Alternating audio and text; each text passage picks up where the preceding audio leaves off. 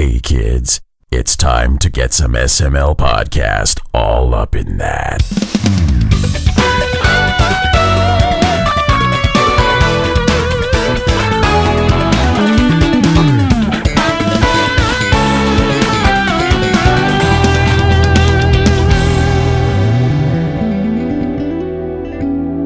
What's up, everyone? This is the SML Podcast. I am your host, Joe. We have a fun show lined up, and we are kicking it off with not one, not two, but three guests returning for the fourth time. Josh Barron, how are you doing today? I'm pretty good. Yourself? I'm here. That's as good as I get anymore. It's about with everyone. For the third time, Ian Martyn, you're back. How are you doing? I'm doing well. I'm a little stuffed up, but otherwise doing well. Aren't you on the West Coast? Isn't it like really nice out there? Yeah, well, it was raining a little earlier. But you know, I just had half a foot of snow, so shut up. Yeah, well, I mean, we're supposedly, I mean, not down here, but California is going to have a whole ton of snow. Wow. In the north. You know, so don't drive to Reno. Oh God. We've had a lot of rain, so we've had flooding. Oh, like Lord. three out of the 4 roads that I used to get to work were high water. Oh wow. So yeah. Oh boy. Kinda sucks. And then back for a second time, Masha Lepire, how are you doing, dear? I am good. A little tired from Comic-Con today, but I am good. Comic-Con? What kind of fun stuff did you do there? Just hung out with some artists and just saw my friends and a lot of great cosplay. You're here to talk about an album, but I kind of just want to talk about Comic-Con instead. What kind of cool stuff happened? I'm trying to think of my favorite part. I mean, there was a lot of like DC stuff going down. Like I played a lot of cool games, and that was my favorite part, I think. Nice. But Yeah. I mentioned an album. The three of you of the returners are here to talk about, or the travelers, not the returners. What the fuck? Tom in chat said, "Hey Joe and returners." So Tom Miller, he threw me off. It's his fault. So the travelers, Damn it, Tom. not the returners. Tom, you bastard. Oh, let's start over. Comic-Con, how's Comic-Con going? Rewind. Oh, but yeah, the Travelers' new album, Secret of Mana. Tell me about it. What's going on? Well, which one are you going to go? Flip a coin. Okay. Well, I guess, you know, we were talking last year about doing an album. As you know, most of our albums have been themed based on, well, the first one was just a general compilation, and then we released some EPs and, you know, did something about love. And then we were like, well, why don't we do something that's just focused on a single game? And the Secret of Mana release, or re-release, I should say, was just announced, and we said, well, why not do that one? It's something that lends itself really well to acoustic music and to folk music. I mean, the melodies just are, you know, it seems like a logical choice at the time. So and it still does. Not like that changed at all. But so here we are now. Yeah. Cool. Well, and one thing about it too, if I may add, we were kind of like a little apprehensive after we had gotten through the production phase, and we started seeing very mixed reviews on the game and its score. And I'm like, gosh, this is a tough crowd. We're hoping we live up to the massive expectations of what the game should be and what it should sound like. And so I really hope that we stuck true to the vision of Kikuta-san's score. And yeah, it did get kind of a mixed reaction, didn't it? Yeah, it did. Yeah. Did the three of you play the remake or remaster? I'm not sure what they're considering it. I haven't. With all the reviews I read weren't very positive, like IGN and I think Kotaku and all these other reviews. And then my friends were just saying, you know, I think Orion Riley was like, he's like, oh my gosh, this is ruining my childhood. And so it kind of like, you know, Oh Lord, threw me off. So I had an SNES Classic. I just turned the sucker on and played the original. And so I've been having a lot of fun with that. Good way to do it. Yeah. And I not for the first time, but I don't own any current gen consoles, and I have a Mac, so I just can't play it. But Boo. I did I did just complete a playthrough of the original one, kind of to revitalize my creative juices when doing this album, and the original is a masterpiece. So I mean, there's that still, you know? Yeah, agreed. What about you, Masha? Yeah, I've been in the same boat. Like, I just saw so many mixed reviews, and I listened to the album on YouTube. And yeah, some of the tracks are okay, and some, like, I don't know, like, I wouldn't be able to play the new version listening to that. And yeah, and I heard, like, a similar thing happened with the Chrono Trigger PC port. Like, they just put the mobile version, and that's just really sad to see. Yeah. I heard bad things about that one. I feels haven't like played the new Chrono Trigger, but I was lucky enough to put some time into the new Secret of Mana, and a lot of people are shitting all over it, and I'll admit it is not the best version of the game out there, but it is still Secret of Mana, and it's still good in that respect, but, you know, Super Nintendo Classic is probably the better way to go. Yeah, and the Classic actually puts it in, like, as opposed to, like, just getting an emulator, which none of us do.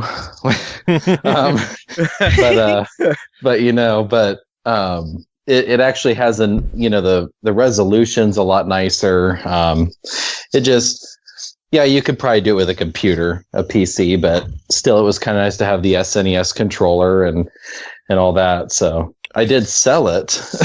But really, why? Well, I wanted to switch, so I traded in my Classic and my Xbox One and all my 360 games. Yeah, so I got like $247, paid $56 for the Switch. So nice. Yeah, I don't know, $200 for a Classic and an Xbox One doesn't seem very good. Yeah, I really wanted to switch that bad, so I mean that works. Plus, nobody wanted to buy an SNES Classic for some reason. So really, wow. Yeah. Did you I had try? Well, I had a couple of people that wanted to buy it, but then I was just like, well, I'll sell it to you for like $80, and they're like, I could get it for like $70. No, you can't. They're $80 brand new. How are you going to get it for $70? $84.37 with tax. Exactly. I memorized it. Well, I sold like depending 20 on where you are, obviously. Well, yeah. You and your California tax rate? What is California tax rate? 20%. No, Seattle's like 10%. Yeah, Sheesh. I mean, it just depends on where you are, really. I don't know. Because it's 6 in Pennsylvania. Yeah, Indiana's the same. It's 6. 6 out there? All right. 6 or 7, something like that. Let's just talk about taxes for an hour. Yeah, that's what people really want to hear about. That is what they tune into the SML podcast for. Monetary linguistics. I got more this year. So. Such a moron laughing. Oh God. I am awful. I am awful. So anyway, new album. Tell me about the album. How many songs? What kind of songs have you covered? What kind of styles? Did you finally use another automaton? We didn't actually. I don't think we had one single automaton in this. My Lord. I've been wanting to use. I've been getting around to it. I do have an arrangement somewhere with that, but one of these days it's going to happen. Yeah, it will. But no, this is our longest album to date. It's almost an hour, and we have 18 tracks. And I think the only other album to come close was our first, which was just self-titled. So we had, I think Ian and I probably did what, like six arrangements, 6 or 7 each. Yeah, we're about half the album. But then everybody else pitched in at least one, and Fabian did like 3 or 4. 3. Yeah, I think he did. Yeah. So, I mean, I was really pleased that we had so many people get involved with the arrangement process. And it just turned out to be a nice, colorful palette, that we had different people involved. That way it didn't, when Ian and I and Masha do, like the bulk of the album, it kind of sounds consistent, but at the same time, it may not get that, different visions of different people being involved in the process. Variety is the spice of life, right? Exactly. And I think Mana has that variety in its original score. And I think having this many people get in and arrange and perform and put their own spin on it keeps that whole thing alive from the original. Nice. I heard you say Mana. I've heard Ian say Mana. Let's figure this out. Which is it? Potato. Probably. Whereas my friend Chris says potato tomato. Yeah. There you go. Which one are you, Masha? Mana or Mana? I say Mana. I don't know. So 2 and 2. We're split. We're gonna need the audience to chime in. Tom, again, these are the travelers. They want. How do you say Mana or Mana? How would the returners say it? What would they say? I don't know. We can ask Lauren. Yeah. Let's get her in on this. See how she's doing. I'd like to phone in a friend, Regis. Call your friend. Call your friend. Let's see. $1 million on the line. There you go. Oh, that's a terrible Regis. I haven't heard from that guy in God knows how long. Oh, yeah, man. He kind of disappeared. What is he doing? Like, does he exist anymore? Is he going to be one of those guys that in 10 years he passes away and you'll be like, oh, he was still alive? Yeah, probably. I always feel bad when there's a celebrity like that. I'm like, I thought he died years ago. Tom says Mana, though. Oh, okay. I was going to posit like a West Coast / the rest of the U.S. thing, and that just threw that in the trash. Yep, Tom is just messing everything up for you guys. He's messing up my show, calling you guys the returners, and now he's messing up the whole West Coast Mana thing. So, Tom is great. We got to hang out at MagWest last year, and it was a lot of fun. And we jammed. What was it? Escape from the City, I think. in the jam space. It was awesome. Shit, Tom, do you want to join it? Should I just get Tom in on this? Tom, if you want to join, hit me up on Skype. I know you love joining for the music episodes. I didn't see you on Facebook earlier. I was going to ask you, but I didn't see. See, now he's from Indiana, and he actually knows one of my buddies. He wrote music for one of his games. So I actually, when I was going to a party in Bloomington, it wasn't a crazy one. It was just a bunch of us like nerds getting together, drinking beer. But I had said something about that I'm part of the Materia Collective, and he's like, do you know who Tom Miller is? And I said, yeah. And he's like, well, he wrote the main theme for my game. And I was like, well, that's cool. That's a small world. So then I told Tom that, go ahead. What game was it? I can't remember the game now. I think it was like it had details, Josh. Well, it had like this. Maybe Tom can help me here. It was like a robot, and he had to like go on some platforms. It was an insanely hard game. But yeah, it was Mad Goblin Games is what the company is, and it's just one guy. It's my friend's cousin who does it. That's pretty cool. Yeah, he's doing like some side-scrolling 2D 16-bit medieval game called Plate Mail, and it's kind of cool. That sounds takes you back to like, it takes you back to like the old side scrollers. What kind of side scrollers do y'all like? We're just not going to talk about the album at all. We're going to talk about everything but apparently. We're just going to get sidetracked constantly. It's a secret. It's a secret of Mana. Boo, you said it wrong. Oh man. So yeah, what do you want to say about the album? Tell me about it. Let's do this eventually. How about one of you two? Masha, let's hear from you. You're being quiet over there. Calling you out.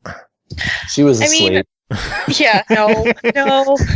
I am tired. No, I'm also on like an esports team, and we had a playoff game last night, so that was a thing. What game? Oh, nice. Heroes of the Storm. It's the Blizzard MOBA. Yeah. That's nifty. But yeah, no, I'm really happy we picked this game because I feel like it doesn't get enough love, and just all the tracks fit so well for like the folk style that we do. Yeah, and we actually did it all in the order of the soundtrack as they appear, so we didn't have to like rearrange everything. And so yeah, we did it I went through the entire list on VGMDB and ordered it from that. So and it actually turned out pretty good. Now, is that the entire soundtrack, or are there more than... I honestly don't remember how many songs are in Secret of Mana. It's most of it.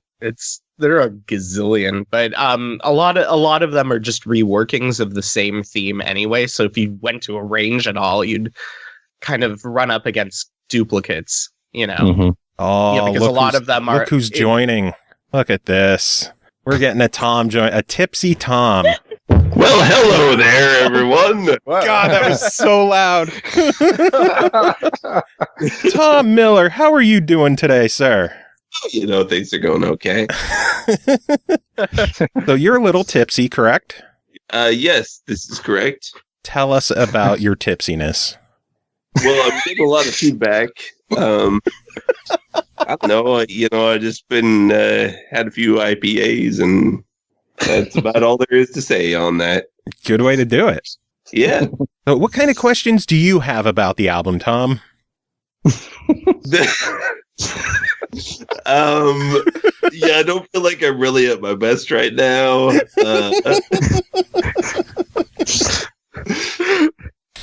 Oh man. Okay. I might leave the call.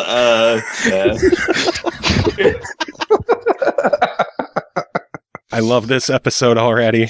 Have a good night, everybody. We'll miss you, Tom.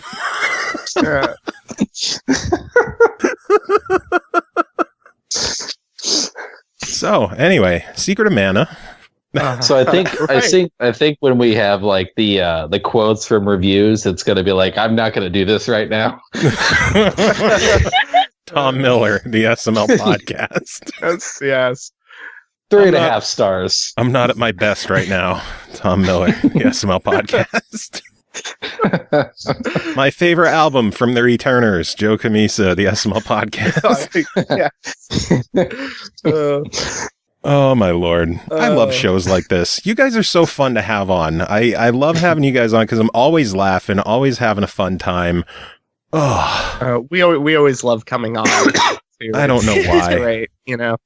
I don't know. You're here to talk enjoy about an album, and I am just fucking everything up for you guys. Hey, it's as long as they plug it somewhere, and so they know where to go to pre-order, and it'd be kind of cool. Yeah. Well, where can you pre-order it? Are you guys doing a physical version of this or just digital?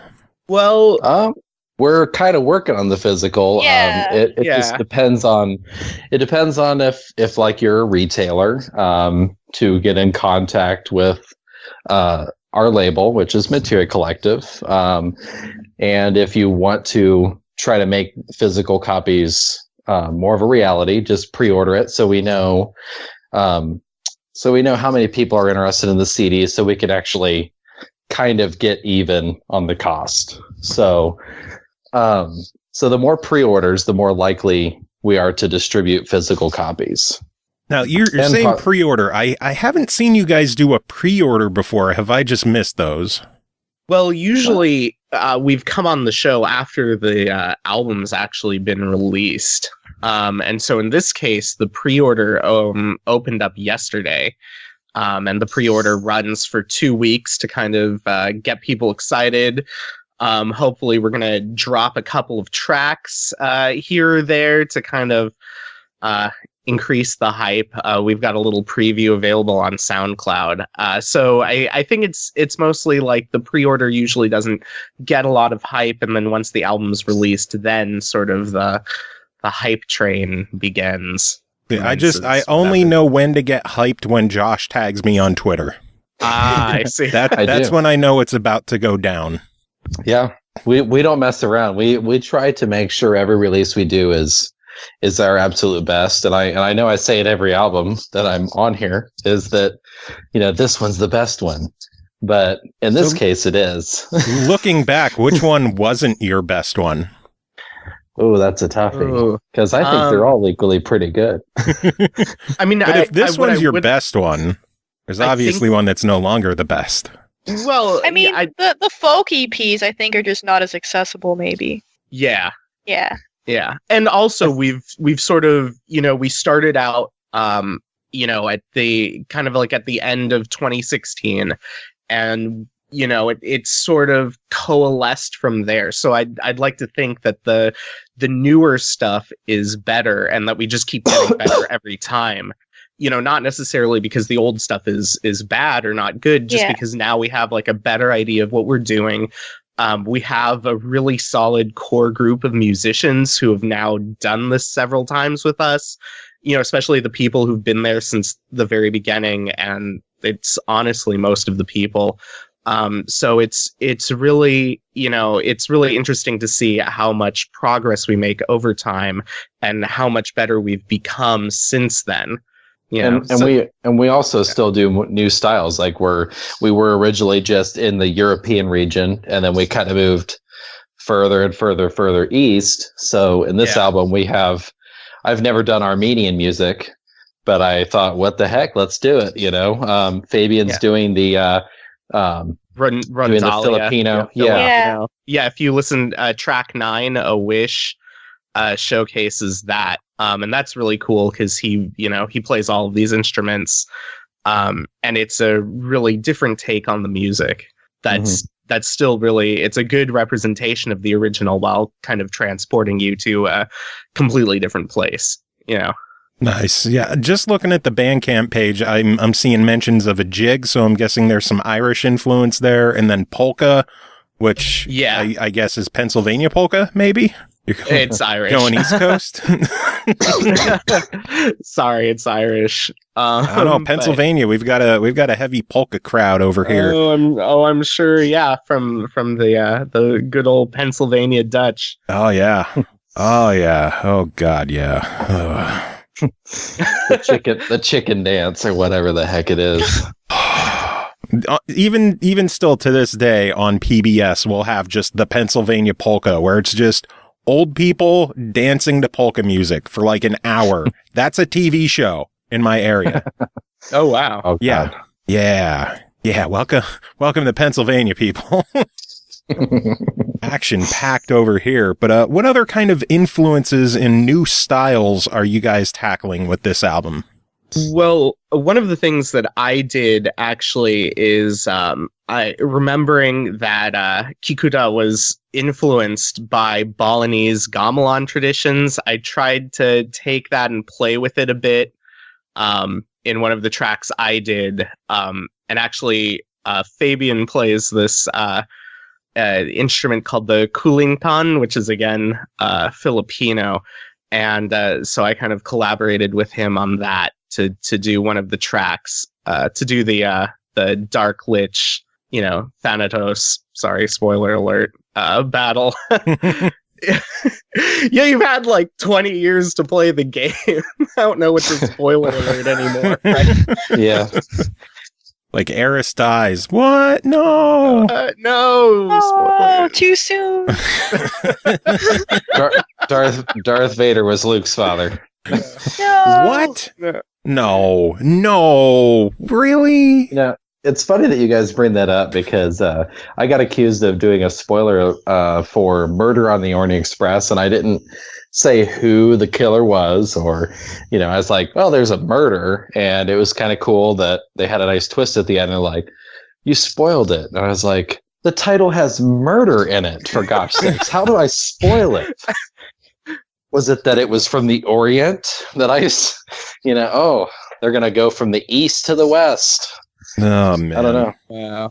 Amazing. Were they mad that you said there was a twist, maybe? Maybe they're like, oh, well, I like straightforward murder. I don't like sneaky, twisty murder. Like, I want to know what kind of murder I'm getting when I go into the murder, right? like Death Wish. Yeah. Not with Bruce Willis. I Charles Bronson, for sure. The only way to do it. Yeah. So. Oh, man. So all these new styles on the album, 18 tracks. What kind of favorites do you have on here? What are some standout tracks? Not to pick any of my own, but I like Ian's, because I don't want to do that. I like Masha and Ian's tracks. Masha did Angel's Fear, and when I hear Angel's Fear and like an acoustic sound, I actually, I don't know why. I'm not saying this about Masha's arranging or anything, but I could actually predict how it would sound, and how she did it is exactly how I heard it in my head happening. So, I mean, and then Ian's track Prophecy, totally love that song. I actually made a really hilarious video that I shared with the team of me trying to dance to that and forever scarred everyone because my wife filmed it. So then I had my little Irish hat on and I was, doing that, trying to get the team pumped, So, oh, Lord. Yeah. I'll humiliate myself at the expense of trying to get my team invigorated. What about you, those Ian? are my Well, I mean, I was going to say Angel's Fear as well. I mean, I think Masha did an incredible job with that, but Josh took it from me, so now I'm sitting here. No. Yes. Now I've ruined it. Right, yeah. No, there's some really good ones. I had a lot of fun with Ishan's arrangement of Distant Thunder. I thought that was a lot of fun to play on. And he really did a really interesting job of like doing that. He connects it with another theme at the end, and oh my gosh, I don't remember what that one is, but it flows the really faster well. part. Right, the faster part at the end. It's just a little tag at the end, but it just really, I think, pairing those two up was like a really great idea that, like he thought of that, and that was great. I had a lot of fun playing, and I love listening to that one. I like the flute part of it too, like at the beginning where fluttering and the quick 16th note pattern he did there, and it was just really neat. I liked the color that song had. Yeah, I mean he's just an incredible flute player. Like, oh my gosh, you just throw whatever at him and he plays it, and it sounds, it's full of feeling, and it's full of life, and I just every time I do an arrangement, I'm like, I have to write a flute part because he's just gonna take it and totally bring it to life. And so I don't actually think there's at least from my arrangements, a track that he's not, besides the like gamelan inspired one. Besides that one, he's on all of them because I just he's a great, fantastic player. So nice. So, Masha, how about you? Are you also a fan of Angel's Fear? I mean, like you were saying, Sean, that was my first time kind of getting more into the woodwinds on my arranging. So I normally kind of get stuck in the strings world because that's where I come from. But yeah, his flute playing was beautiful, and I want to use it again for sure. And his arranging skills are fantastic too. What a surprise! Yeah, I'm so happy with that. But yeah, and also like you were saying with like Fabian's arrangements too, those were great. Just kind of he's putting like his own cultural spin on things, and I love that so much. That's really great that we have that. Nice. Yeah, and that's another thing that you bring that up with him.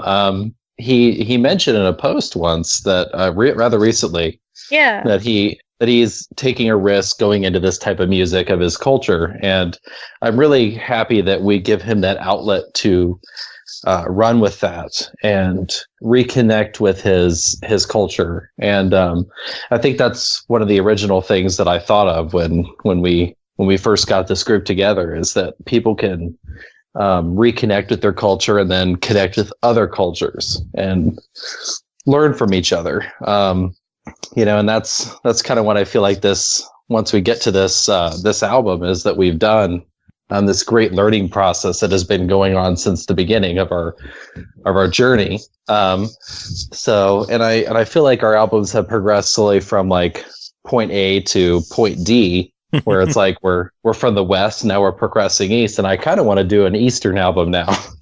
Yeah. Just to kind of, that would be make it feel like our wagon is figuratively going on the road. So, what kind of styles would you pick from if you were to do that? I mean, the Silk Road Japanese. Ensemble is very inspirational for us, Yeah, they do a lot of workshops. I wish we could do that, but I'm not that skilled of a musician to really hold a workshop. So I don't know. I think you do pretty okay, Josh. Well, thank you. And hey, we can always hold a MagFest panel, how to do acoustic arrangements, right, or something like that. Yeah. You listening, MagFest? You out there? Yeah. No, Yeah. no, they're not listening. No one listens to this show. Tom does.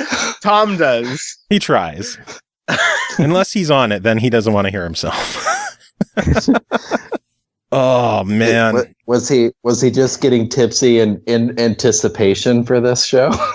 Maybe he was just he was excited. He saw the tweet that you were coming on to chat about music, and he's like, all right, time to party. Yeah. And then 7 minutes later, he was completely gone. 7 minutes and 7 IPAs later. That would be impressive if you could drink that much that quick. Gosh, I can't even handle an IPA. I'm not a beer guy, but I'm Me more neither. whiskey and, What are your drinks of choice, or mixed drinks, or whatever? What do you enjoy? I like Strongbow. That's good. I'm not a Reds guy because it's just cheap Strongbow. That's all it is. But then I like as far as whiskey. Oh crap! I'm drawing a blank. Whatever Maker's Mark. That's it. I like the wax on the bottle. I just feel like I'm getting something handcrafted and special. Like our albums. Yeah, exactly. Yeah. Nice segue. So okay, so we'll focus back on the album. I'll stop drifting away from that. What do you want to tell me about the album? If I am a potential buyer, what should I know about this album going into it? If you're a fan of the original album and the vision, and you want something more true to that, definitely buy it. This is what the soundtrack would sound like had it had all live instrumentation and with a nice breath of fresh air. So it gives you everything that you love plus a little more. So, and I'm very confident that this album is definitely something that not everybody's doing, and that it gives you a nice colorful palette of music. So, and I feel like it's definitely worth the $10 that it's selling for. I mean, albums like this could easily go for 20 to 30 in Japan. So yeah, I definitely think what we're selling is 110% awesome. So. I agree. And that really is something I enjoy about your albums, is that it's not just another metal album or another techno album. It's so many different styles and just feelings to every song. Like going in and listening to something like Calm Before the Storm, and then your version of the Oracle, and it's like, how is this on the same album? It's just so drastically different. Yeah, I definitely agree. What do you two have to say about it? Because unless I covered it all and ruined it. Ian, you go. I'll start picking people. All right. Well, I'm going to say, if you didn't like the remake soundtrack, you should definitely pick this one up. And if you loved the remake soundtrack, you should definitely pick this one up. I'll leave it at that. So, should I pick this up? I think so. Okay. Yeah. Yeah. Oh no, but in all seriousness, what we're trying to do here is bring these soundtracks to life with acoustic instruments, and put it within this framework of folk music, but also just to have a great variety. And I really think that over 18 tracks, we've been able to do something a little different with each one, while keeping it pretty consistent, So I think if you're into folk music, if you're into just acoustic performances of video game music, or if you're just, somebody who wants something that kind of transports you to like, the forest or the coast. I don't know. When I listen to this stuff, like I think I'm in, is everyone familiar with Mendocino? Does everyone know where that is? It's like a forest on the coast in Northern California, and it's just sparsely populated, and it's beautiful, and you walk outside and there's mist and everything's green, and there are redwoods and beautiful flowers, rhododendrons, and just everything, ferns, the whole bit. And I'm looking at this album cover, and I just expect that wagon to just come rolling down the street, right? But that's kind of, if you want that experience, if you want to be kind of transported into that world, like listen to this stuff, and then just, make yourself a cup of tea and sit down in some comfy chair and just listen to it and just imagine these things. And I mean, I'm not going to guarantee it, but you'll feel like you're in that world, no matter how big the city and no matter how loud the cars are or whatever.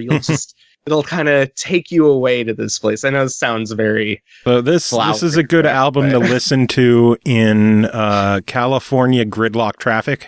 Yeah. Yep. In throw it on the 405. You all know the 405, right? Heard of the 405? Yeah. With the traffic jams, you could get through it, a good 7 or 8 times before you got home, right? Yeah, I mean, I grew up right next to it, so I know. But nothing like some kind of relaxing music to kind of just take you out of the stress and the repetitiveness of like everyday city life. Yeah. You mentioned sitting down with a cup of tea for this. How about what would be a good wine to sit down and drink with this? Okay, so I'm gonna get really specific here. Of course, you're the Chilean bass guy, or bass, not bass. What the hell am I thinking? One more time for the bass. Yeah, exactly. Nah, there are a few wineries in Anderson Valley, which is an AVA in the Mendocino area on Highway 128 in California. A couple of them I can think of are Handley and Hush, and they make really good stainless steel Chardonnays. And sometimes they'll blend in a little bit of neutral oak Chardonnay that's been fermenting in neutral oak, but it's usually mostly stainless steel. So you get that kind of crispness. And I just imagine myself sitting on the cliff, like a Albion cliff. It's this town in Mendocino, and sipping this Chardonnay, which I've done quite often in my life. But that is the perfect wine for this. You're going to do that, aren't you, in the coming weeks? You're just going to go there with the wine. It's going to be the trailer. I go there every year for my birthday. So I'll just have the album on my phone, push play, and then just sit out there. It's wonderful, and the mist is kind of falling on me. It's late April, and it's a little overcast, and it's wonderful. Nice. I highly recommend it. How about you, Masha? What would you say to someone who is considering buying this album? I mean, for me, The Traveler is just all over albums. Like, if you want like a nice organic musical experience, I would totally pick it up. Like, especially if you play a lot of D&D, Dungeons and Dragons, it's great background music. It's like Ian said, it just kind of transports you to those wonderful landscapes and places. And there aren't a lot of albums that are like this album. So if you're trying to find something new, you should totally pick it up, because not many people are doing this kind of style, and that's kind of a cool thing that we got going on. It is. You're kind of like cornering the market on this kind of world sound for video game cover albums. Yeah, I guess I never really thought of that, because we kind of are. You're running a monopoly on this. Yeah. Well, and another thing with Masha's saying it's D&D, I've actually used it in my sessions. And speaking of that, we're hopefully going to get a streaming party together after not the weekend of the release, because that's St. Patrick's Day, and everybody wants to go and get drunk. So so we're probably gonna do it the next week. But we're gonna do a D&D session for our Twitch, and we're gonna play the album, and we're gonna use that as the backdrop of our game.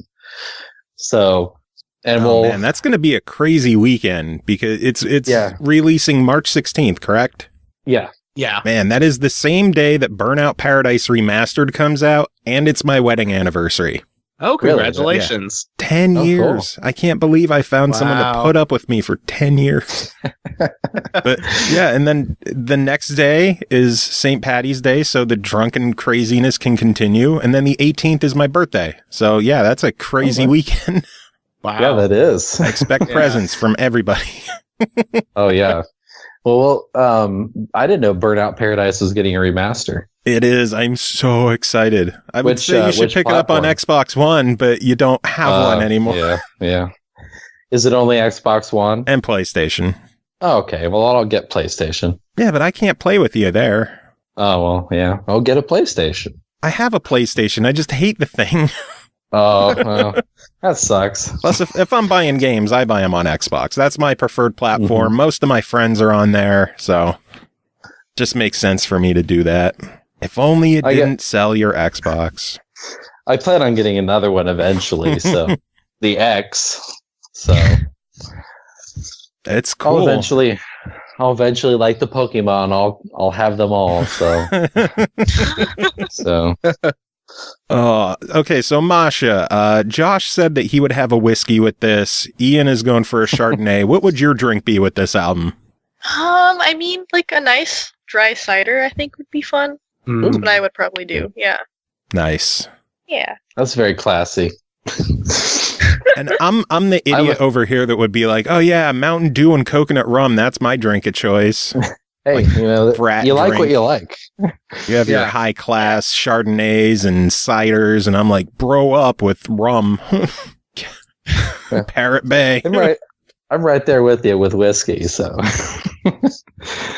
we'll have our party. There we go. How's that I'll bring sound? cigars. Nice. So, what else is there to say about the album? I listened to a good chunk of it. I unfortunately couldn't, hear the whole thing because it's not out yet. But I'm loving what I'm hearing so far. It's really, really beautiful music. Thank you. Thank you. You're welcome. The end, I guess. No.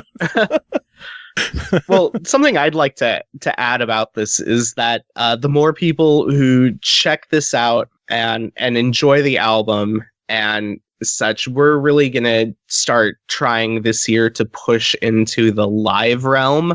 Yeah.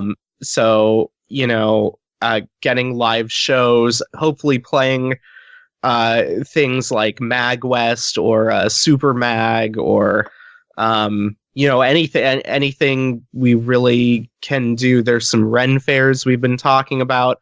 But we want to we've existed completely in the, online world at this point, and we want to push out into the physical world and really, start going there. So if you're inspired by this and you have some connections who want live performers or something like that, or you're interested in physical copies, please let us know, because that helps us, that helps drive us to do these things, to do more. So we're not just this entity online that puts out albums, but we're these actual real people who are physically there, really playing these instruments, because that's like the heart of folk music is the getting intimacy. People together and play. Yeah, exactly. It's playing together. So, if you do like this music and you want to see it live, or you want physical CDs or vinyl or cassettes or I don't know, 8-track, whatever. Yeah, I was about to say that. Right, reel to reel. Yeah, no, but please let us know, because that will help our momentum and help our cause of being able to bring this into the real world, or the physical world. I say we are in the real world, but the physical world. The Matrix. We're in the Matrix. Yes. Did anybody tell you? No. Well, I like to add to what Ian said. And I know we're focusing on the album right now, but what we have next is something that game fans have really, really wanted. And I hate to drop that spoiler, but it's something that we as a team have been wanting for years and years and years. You're getting rid of loot crates? Yeah, we are. Nice. But it's music from a soundtrack that's very well renowned, and we are focusing in on that. But we're hoping to do not just an hour, but more than that. So more than one disc. And in order to do that, we will need a lot of support with this album to help make that a lot easier on us as a team. And so, yeah. And plus we had a really great artist, and I'd like to, have us do more with artists and pay our artists the way they need to be paid, and maybe get our team paid. So, and since I mentioned the team, we have like one of the best teams ever. And each and every person that's been a part of our team since the beginning has been just amazing. They've been patient. They've, taken criticisms. We've, lost some people on the way, but somehow we still remain very cohesive and connected. And I'm very, very proud of that, that, the three of us could even bring all these people together and create what we do. So I just want to thank everybody. I wanted to take a quick step back. Ian, you were talking about wanting to do live performances. I remember when you were on here for Ode to the Lovers, you were talking about wanting to look into doing that. Are you guys at the point where you're ready to start doing that? You just need the opportunities and the gigs to do it? Well, actually, yeah. Okay. Sorry. Yeah. Yeah, Masha, do you want to, because this is, I feel like you've been putting in the most work in sort of like the live realm, Yeah, take it away.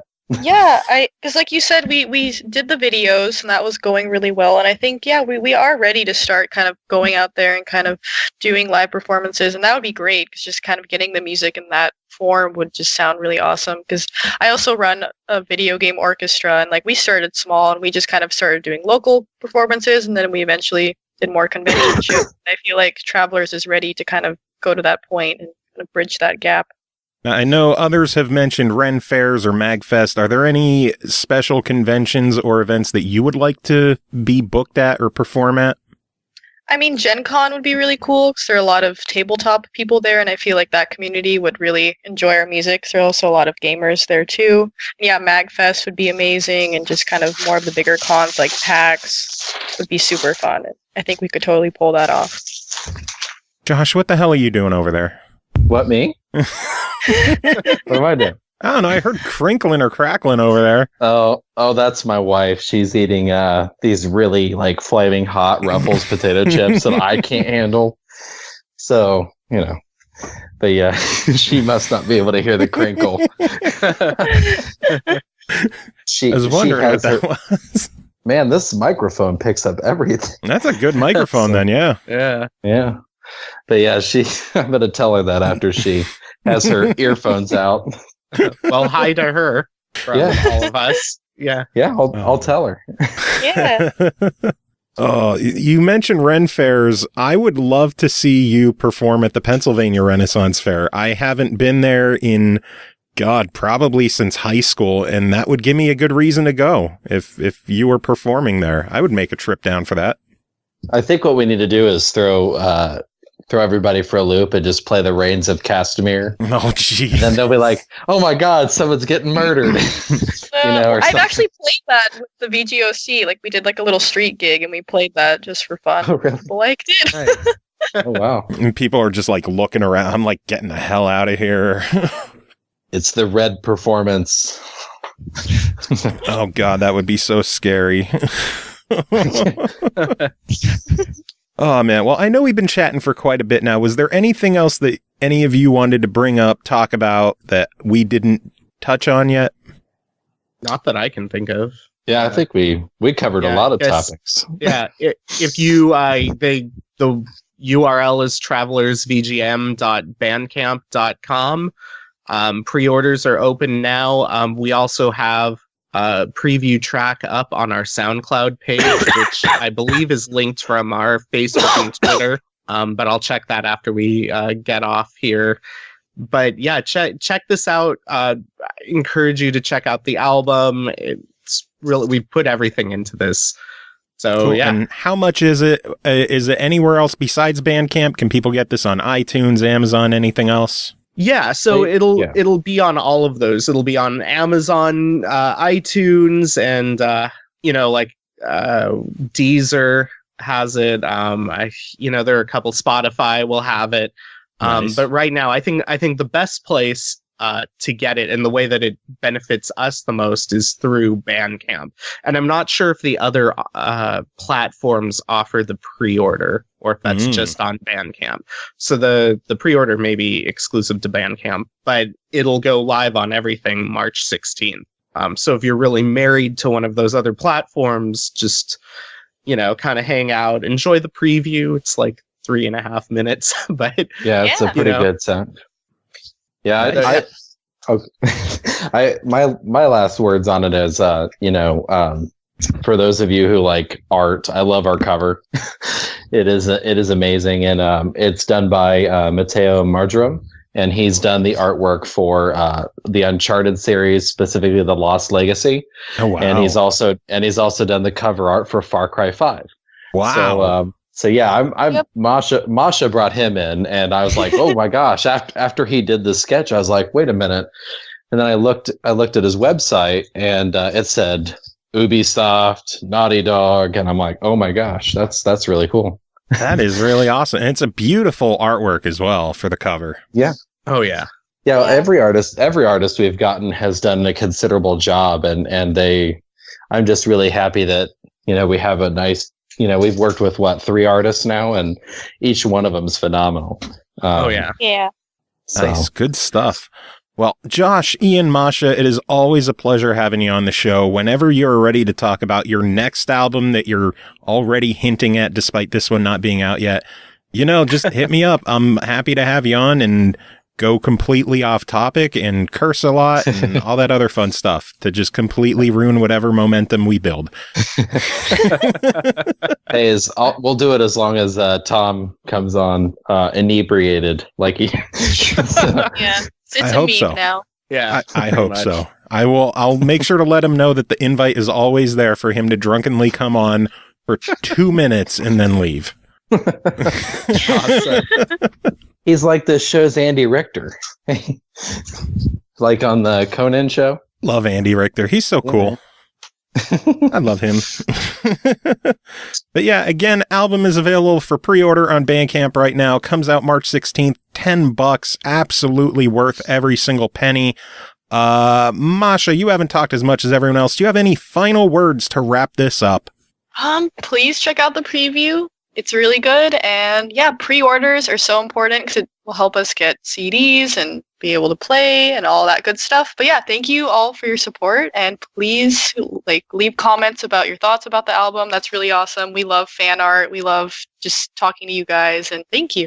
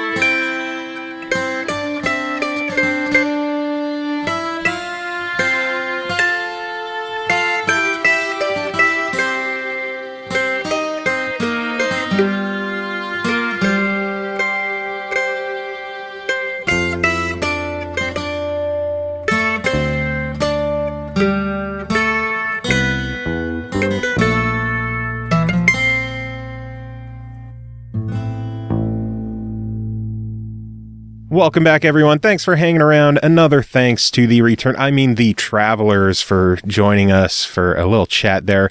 We have some reviews to take care of, and this is normally the part where I would say the first person to join us for reviews to talk about something. But a snowstorm kind of threw a wrench in those plans. But Jacob Garner, you are here anyway. How are you doing? I'm doing okay. I'm still battling the cold from a couple of podcasts Jesus Christ, do you ever not get sick? I have children. I will be sick. The answer is no. I will be sick until Silas is 18 years old. So I look forward to not being sick sometime in like 2038. We're not living that long. Fair. Well, I had a bright, hopeful idea of the future. Flying cars, me not being sick. Yeah. Good luck. But yeah, you were supposed to come up, visit in person, pick up our very first hardware review. That was going to be your task, but we got what? How much snow did you get down there? Because we got like 6 inches up here. We got nothing. So I got 6 inches, and you have like nothing down there. Are we talking about weather or dick size? Exactly. But yeah, we're going to start off with an item called the Gamevice, created by Gamevice. This released last January on both iOS and Android, but it just recently got a new bundle, and we are here to give you some thoughts on it. It is available on iPhone 6, 6S, 6 Plus, 6S Plus, 7, 7 Plus, 8 Plus, and the X for $7.99. Also a version available for Samsung Galaxy S8, S8 Plus, and the Note 8 for $79.99 again. What were you going to say? What? You listed it as $7.99 the first time. $79. Okay. Words are tough with me. I've been doing this shit all day. Fuck off. And then they also have a version for various versions of iPads, iPad minis, the iPad Pro, a bunch of other shit for $99.99. And then the new bundle that just came out is a Minecraft iOS bundle that includes the iPhone Gamevice controller, an iTunes gift card to download Minecraft, as well as a carrying case, all for $89. And we originally got this because you handle a lot of mobile stuff for the show, and you're always bitching and whining about not having any kind of controller for it. And I tried to get you a controller that you could review on the show, but the Mother Nature was all like, no. So instead, I get to review it, and you're just going to listen to me because fuck you. How about that? And the best thing, that sounds fine. And of course, the best thing is that, like, I don't know if you've seen the weather. Yeah, we're getting more snow. Yeah, exactly. Because I was like, oh, well, I'll just come up this weekend and get it, and then I'll do a review of it. Yeah, that's probably not happening either. No, because I think you're slated to get upwards of 18 inches of snow. Last I saw, we were in the 8 to 12 range. Okay, I've seen anywhere from 8 to 18 for your area, and then like down here, we're now possibly going to get a foot. So nice. I look forward to reviewing this in May. Nice. So yeah, you open up the box. First thing you'll notice is that the Gamevice is in there, as well as a tiny little white box with like instruction manual, other shit like that. The Gamevice itself is basically two hard pieces of plastic, joined by just like a piece of rubber in the middle that kind of stretches to hold everything on there. The phone slips into one end onto the charging port, and then the other end stretches a little bit to pull it over top of the other end of the phone. And it just plugs right in. There's no batteries, there's no syncing, there's no charging. It just plugs right in. And the developers and the makers claim that it uses no more power than a pair of headphones. And that's impressive. I haven't seen my battery take any kind of noticeable hit while using this. The only battery hit I've seen it take is the fact that I've been actually playing powerful games on the thing. Like, I'm not just playing 7 Little Words and Monkey Wrench anymore. I tried this on a handful of games. I played it on Secret of Mana, the iOS version of it, clearly not the PS4 version.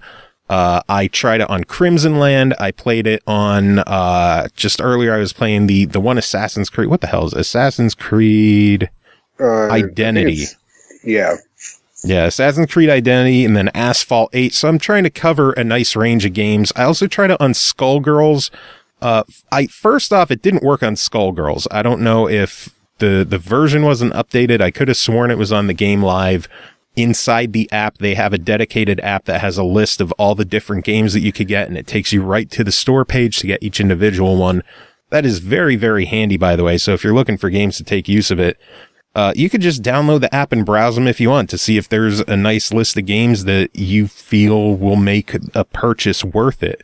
Yeah, if I can interject, one of the things I like, because you had me download the app before I was supposed to come up, and it was like, oh, we'll take a look and see like what's going to be available for you to be able to play, because I do play a lot of stuff on my iPhone, and I was actually impressed. It lists 77 games at the very start, but that's like considered what they consider to be like the most popular games. Like there's a ton of games out there. And it was a lot of stuff I was already playing or I have been playing, but is stuff that's just a pain in the ass to play on your iPhone. Yeah. I was a big fan of Dead Trigger 2 because they used to be able to play that through Facebook as well, which is a first person shooter game, and the iPhone is it's okay, but it's not great. And I was just like, oh snap, with this thing I could get back into it. Marvel Contest of Champions is listed in there. Street Fighter 4 is listed in there. It's got a wide range of stuff, and so it's actually really impressive what all supports it. Yeah, if only you were up here to try this out for yourself. The controller itself, it had the right side of the controller has the A, B, X, Y buttons in the standard diamond format. It also has a menu button, which varies depending on the game. Sometimes I found that it would just mute a game, or sometimes it would give you a pause menu. Other games it wouldn't do anything, so I'm not sure if it's a game by game basis or what. It also has R1 and R2 buttons on the top. The R1 and L1 buttons are pretty solid. The further triggers for the R2 and L2, I wasn't a huge fan of how the buttons were shaped. They're kind of awkward, but they worked well enough. In Asphalt, I was using the triggers to drive. In what the hell was it? I played another racing game. Some kind of Angry Birds Kart. I was playing that. That's a fun game anyway. It was. Yeah. It was controlling really well. In the racing games, I had no issues with the controls. Everything seemed to work fine. If there ever was an issue, it was with the game itself just being oversensitive. The analog sticks are nice and loose. They feel good. They feel right. And they're in a good position that I don't have any gripes with the analog sticks. They have rubber coating on the top of them. D-pad I don't think is the greatest. It's kind of spongy, kind of squishy. It reminds me a lot of the PS4 D-pad, but it's not segmented. It's just a normal cross. It's going to be a preference thing. For me, I'm not a huge fan of the spongy D-pads. I'd rather have more of a click to it. Okay, yeah, I get you. But overall, the controller, it feels solid. It feels pretty good in the hand. The bottom is a little smidge on the bulky side. But it works. It works well. I have no problems with it. The bottom of the controller even has a headphone jack. So if you have an iPhone, you can actually use headphones with it again. And it has a separate charging port as well. So. Oh, okay. That's actually handy. I was going to ask about that. Yeah. One big downside right away, if you play anything with a vertical orientation, the controller is going to be useless. Fair. Okay, which makes sense. I mean, because it's designed to be held in a horizontal way. Even if a game were vertical and you could tilt it on its side, most iPhone games don't run upside down, and that's kind of the only way that you would get the analog stick on the left side for your thumb. Right. This is definitely not something designed for vertical games. So when I fired up Dragon Quest VIII and I remembered it was vertically oriented, I was like, shit. But otherwise, it works really well. What kind of questions do you have about it that I can hopefully try to answer? You've actually been answering most of what I was thinking about. Good, fuck off. No. Jerk. Now, during your review, you did mention that I think it was the left bumper buttons. You're saying that. Oh, crud. It just it didn't exactly feel right or something like that? The triggers, the L2 and R2. Now, I mean, regular listeners of the show know that you and I have sausage fingers. Mm-hmm. Now, is that just because of hand size, or I mean? No, they just have a weird. They have a weird upward angle to them. It's like they were trying to have a design where your finger would kind of rest in there, but instead it just kind of ramps upward. Okay. Instead of your finger kind of resting in there.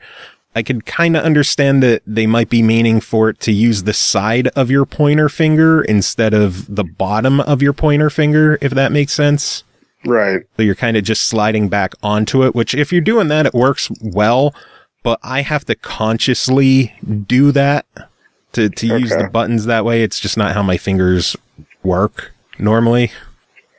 Okay. Now, I mean, I've got my phone in a OtterBox Defender case. Yeah, that's coming out. Yeah, I know. You've said that it's going to have to come out of that. Now, what about like smaller cases? Does it fit a smaller? No, Okay. like I have a 7 Plus, and mine just squeezes in there. It's meant to be in there firmly and secure and not just flop around. So there is no room for any kind of case. Pretty sure screen protectors are all good unless you have a crazy, crazy thick one that extends way, way far lower than it should. But cases themselves, unless it's an ungodly thin silicone case, which isn't doing anything anyways, you're not using a case with this thing. Okay. Now, how durable? Did you ever drop it by accident or anything? No, because I don't drop my shit. No, maybe you should try. the plastic feels hard and sturdy. I'm sure they could use with some kind of like softer texture on it for comfort, but it feels solid. It doesn't feel like it's going to break. Okay. And I should note up on their website, they do sell a protective case for it when you're not using it, for $10. So. Well, there you go. Yeah. Otherwise you could just kind of like fold it in half. The little center band could just fold in half, and then the two sides of the controllers, the left and the right side, there's magnets in them so that they'll just click together, and it's pretty easy to just store them and tuck them away that way. Interesting. Yeah, it's a really cool little thing. I was significantly impressed with how much I enjoyed this thing. I told Ashley that I was kind of jealous that I was going to be giving it to you for review, which now I'm not, so fuck off. But dude, if I come up to your damn house, I'm still going. I'm stabbing you. I will stab you. I'm coming home with that thing. I will call the police. Yeah, I'm actually kind of jealous that you're going to be the one taking this home and playing with it more than I am, because it's really, really cool device. $80. I don't know what the going rate is on Bluetooth controllers for phones. I've never used one, so. Have you done research on them? Because I know you've been interested in having one. I just bitch about it. Okay, makes sense. Yeah, I mean, that's usually what I do. No, I've never really looked into it. I mean, like, I see, like, those videos on Facebook about, like, you know, this thing, like, makes your iPhone look like a Game Boy, and so you could do a bunch of emulators and shit, but, no, I've never actually looked into something like this. So. Yeah, I didn't try any kind of emulators just because I don't do that shit anymore, so I don't know how well it's going to work with, like, Nestbox or whatever the fuck emulators are out there now. But what I did play it on, I have no gripes with it. I thought it played really well. $80 if you're in the market for a controller for your iPhone or for your Galaxy S8, whatever. I think it's worth picking up. It's not going to work on vertical games. There is a limited number of games that it works with. It has to have, I don't know if it's just general controller support or if it has to be Gamevice controller support. But it seems all the ones I've played, it just treats it as just a controller. It's not, hey, this is a Gamevice branded controller. It's just, hey, you're using a gamepad. This is how the game's going to work. But cool. Yeah, if you're not playing a lot of games that would require a controller, it's not really a necessary purchase. It just comes down to what games you're playing. If you're happy playing Angry Birds and word games, you're not going to need it. if you're trying to play more intense games that require controllers, I think it's worth picking up, and I might end up splurging on one myself when we get a couple extra bucks. Nice. Any other questions? No, I don't think so. Your review is pretty damn thorough. Cool. Well, then I'm going to make you listen to one more. The next game to talk about is called Time UFO, developed, get this, by HAL Laboratory. Ooh. The creators of Kirby developed this. It released February 25th on iOS and Android for $3.99. In Time UFO, fly a UFO around and complete odd jobs. Help out a farmer, support cheerleaders, cook up the ultimate dessert at a restaurant, build castles, and much more. Wherever the UFO goes, there are sure to be plenty of jobs waiting. At the center of it all is this UFO's super special awesome claw. Use the claw crane to grab, move, and stack objects to complete jobs. This is basically like Crane Game, the video game. If you've ever been, to any kind of arcade or even grocery stores, how you see a claw game, reach down, pick up a stuffed animal, stuff like that. You're basically doing that in this game. You're a tiny UFO with a giant claw on the bottom. You'll start a stage. For example, the tutorial stage has a farmer whose truck has wrecked, and there's fruit scattered all over, and it is your job to pick up the 2 boxes of oranges and put them back on the truck. There's also another basket, as well as some other oranges that you can pick up as an added point bonus and money bonus. And it's basically a claw game. You position the UFO, you drop it down, pick it up, and you put it where it needs to go. Whether you got to stack things, balance things. Seems every stage is throwing new stuff at you. Each stage has 3 goals to accomplish. One is clearly beating it within the allotted time. And then there are 2 other goals. They don't tell you what they are. They will give you a picture hint, and you got to figure it out, which is interesting. A couple of them are easy to figure out. Other ones you're going to have to rack your brain. Some of them will require you to try picking up things in a level that normally wouldn't be picked up. So it's a really, really cool game. Like what? Like there'll be like a head that just kind of blends in with the background. And when you go to pick it up, it changes to, oh, that's an item that you're picking up. Okay. They're kind of like hidden items that are in the background. And when you pick them up, they become tangible items that you get to play with. In standard mobile format, they have upgrades you could get, better UFOs, better claws, different powers. The weirdest thing with this game for people is going to be the physics, because, you're picking up heavy things. If you're picking up heavy items, the UFO is going to be harder to control. It's going to be harder to get lift. Things are going to swing around like crazy. You're going to pick something up. It's not going to be at the right angle. So instead of picking it up straight, it's going to be crooked or drooping and swinging. It's really, really, really cool game. $4. I know a lot of people balk at spending actual money on mobile games. This one is worth the $4. Definitely. There's unfortunately no free version or demo to play. So just take my word for it. It's awesome. And it's made by HAL fucking Laboratory. I mean, come on. Yeah, that kind of came out of left field. I know. That's not a game I expected, or a company I expected to see have their own mobile game out, but it works really well. It's cute and it's fun, and it's $4, so buy it. Neat. Cool. Well, Jacob, it's always good having you on covering games for me. Why are you fucking lying to me, Joe? Do you have any final thoughts to sum up those reviews that you heard me say? Honestly, I'm looking forward to getting to use the Gamevice, and I hope that what was the game that you just reviewed? Time UFO. Yeah, hopefully that. Now, would that thing actually benefit? No, it's vertical. Dang it. Yeah, I was hoping so too, because it would work so much better with a controller, but the way, even Ashley was saying, I wish it was like sideways so I could hold it better. The way the game is laid out is it just would not work vertically. Or horizontally. It would not work horizontally at all. Okay. Yeah. That's disappointing. Because now, honestly, it's just like I'm going to be looking at every single game like, I wonder how this would work with a controller. So. Yeah.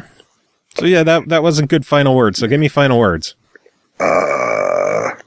Good enough. Thank you. All right, moving on. Next game to talk about is called Payday 2, developed by Overkill Software, published by Starbreeze. It released February 27th on the Nintendo Switch for $49.99. Payday 2 is an action-packed 4-player co-op shooter that once again lets gamers don the masks of the original Payday crew, Dallas, Hoxton, Wolf, and Chains, as they descend on Washington, D.C. for an epic crime spree. Covering this one and a couple of more, Pernell Vaughan, how are you doing today, sir? Not looking forward to Crap Weather Central 2.0, but otherwise I'm good. Yeah, what fucking weather, man. Fuck. It's hot. It's cold. It's hot. It's cold. Nobody knows what to expect. Whatever. I don't even know anymore. Like, it was 70s last week, then my area got like 6-7 inches of snow, and then it was still chilly, and then, like, now most of the snow's melted, and now on Wednesday we're getting another apparently 8 to 12. What the fuck? Bad weather and the flu is loving it. Loving it. You know what else we're loving? Video games. Payday 2. Also Payday 2. Bringing it back around. Well, we've covered Payday 2 on the show before. I've given my impressions on it. I believe this was your first time playing Payday, correct? That is correct. I had heard a lot of dialogue from other people who had talked about the game, but I just kind of always flagged it as being a game that would bear no interest to me. Yeah. You know, because I've never been big on like it feels hyper violent, but if it can work, it can work. Yeah. And I think it worked here. So as a newcomer, what are your thoughts on Payday 2? I was pleasantly surprised by the game. As you know, there is a market out there for a particular game called Grand Theft Auto 5. And Grand Theft Auto 5 is one of its online perks is the concept of doing heists in the game. You know, however they tailor it, you're doing heists. And people talk it up to the point where like, well, I guess this game is doing all the work. Why would you need something like Payday 2? Well, the answer is because Payday 2 is a game about heists. And that means that a lot more detail and effort is put into the game in this facet than other products have tried to do in the same way. So I came away enjoying the heck out of this game. I liked the fact that one thing I didn't like, which I'll say off the top, just to say it, is that unless it pops up later in the game, then we didn't notice it. There's no like sequence where it's like, oh, here's the map of the environment. We're going to do this. Like I'm going to draw with a crayon and go here to here to here to here, blah, blah, blah. But one thing they did do, which I thought was pretty awesome, is the ability to case locations if the mission calls for it. Mm-hmm. So that's why there's no maps, because it's up to you to get to the location and, you know, scope everything out, find out where everyone is, communicate with everyone on, you know, in your team, which isn't that easy on the Switch, unfortunately. Yeah, though one thing to point out, though, as a means to get people to understand it in general is that, yes, as Joe said, Nintendo kind of screwed the pooch on the communique for the console. But fortunately for all of us, and in the case of Joe and I, you can use other means that are feasible. If you have other consoles that have communication options like the PS4, the Xbox One, slap them out. Or if you don't, you can use things like Skype and Discord, which are free. So don't let the lack of communication deter you from the game. Yeah. Just be prepared to get around it. We should point out that I enjoyed the fact that we were playing on the Switch, but talking on an Xbox Live party. Got the job done. The only thing we need to be able to do is, not need to, because we got around it just fine, but I need to go and see if there's a way to turn off auto sleep on controllers if you want it to be done.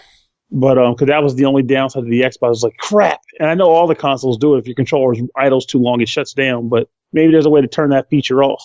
Yeah. But we put it to use and played some games. Indeed, we did. And as a newcomer, you enjoyed the series, or you enjoyed the game.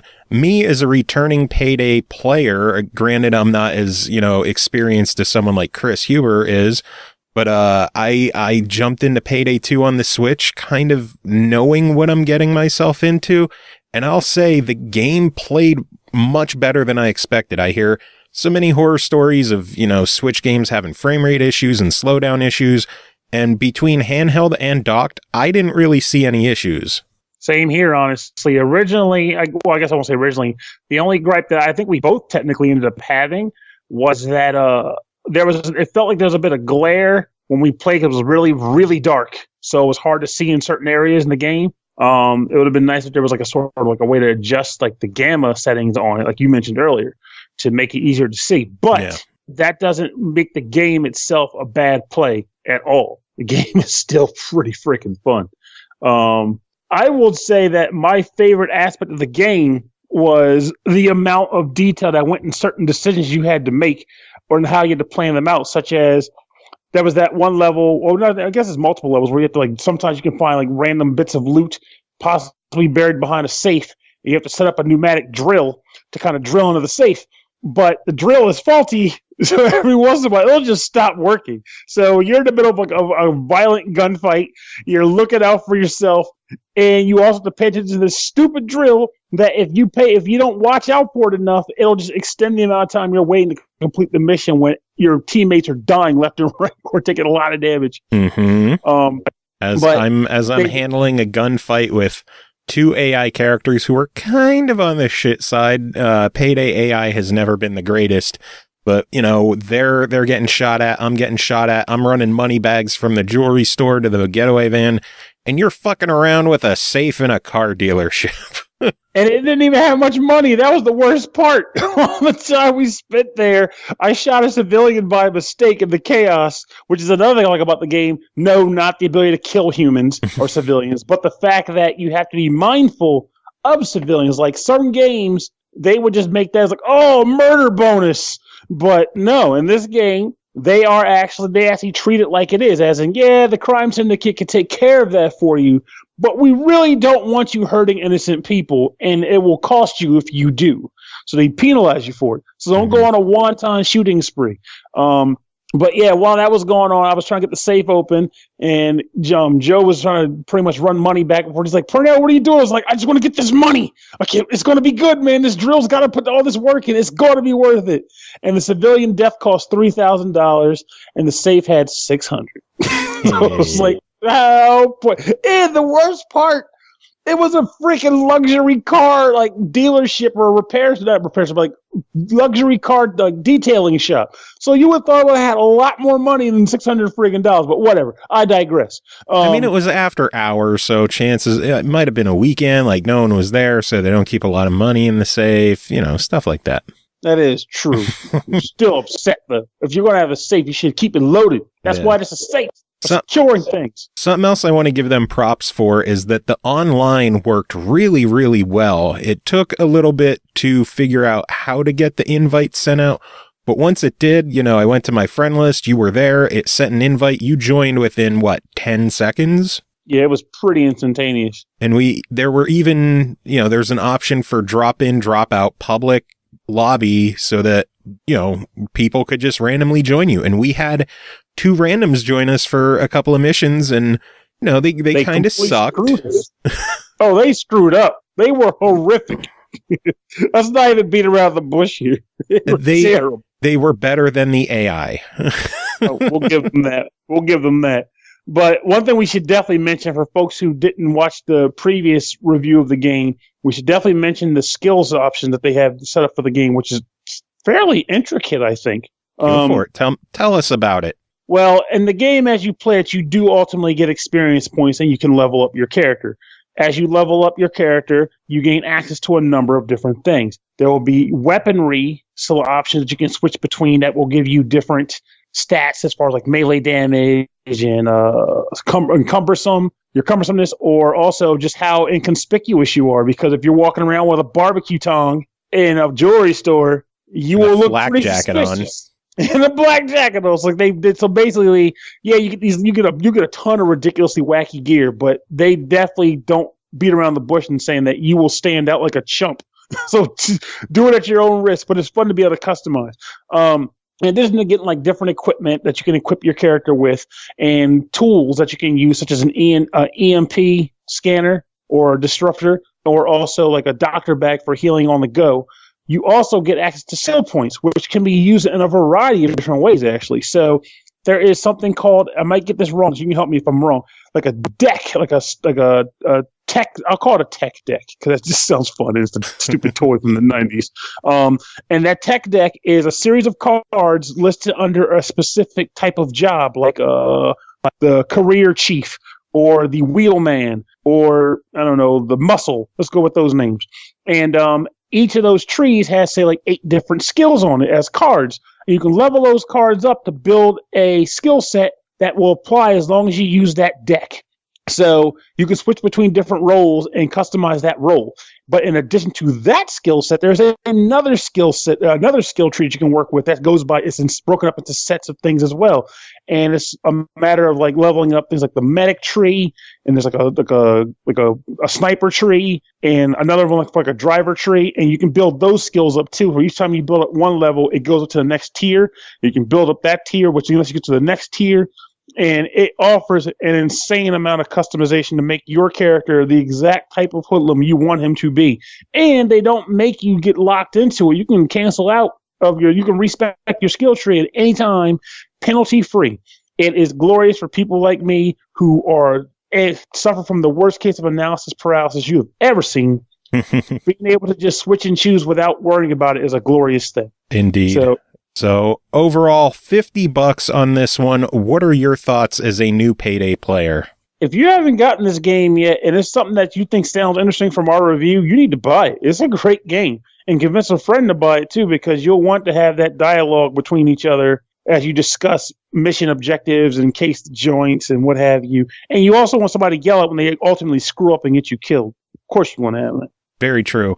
As a returning Payday player, I will say that while this has the most content that I've seen in a Payday game in terms of characters, in terms of weapons and masks and everything else, plus there's an exclusive new character, it is definitely, I believe, the ugliest version of the game. It is not the prettiest version I've played.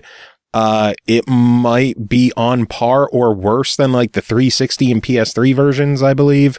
But overall, the gameplay is still super solid. If you've never played Payday before, and you have a Switch and you're looking for something to play with friends, I think it's definitely worth checking out.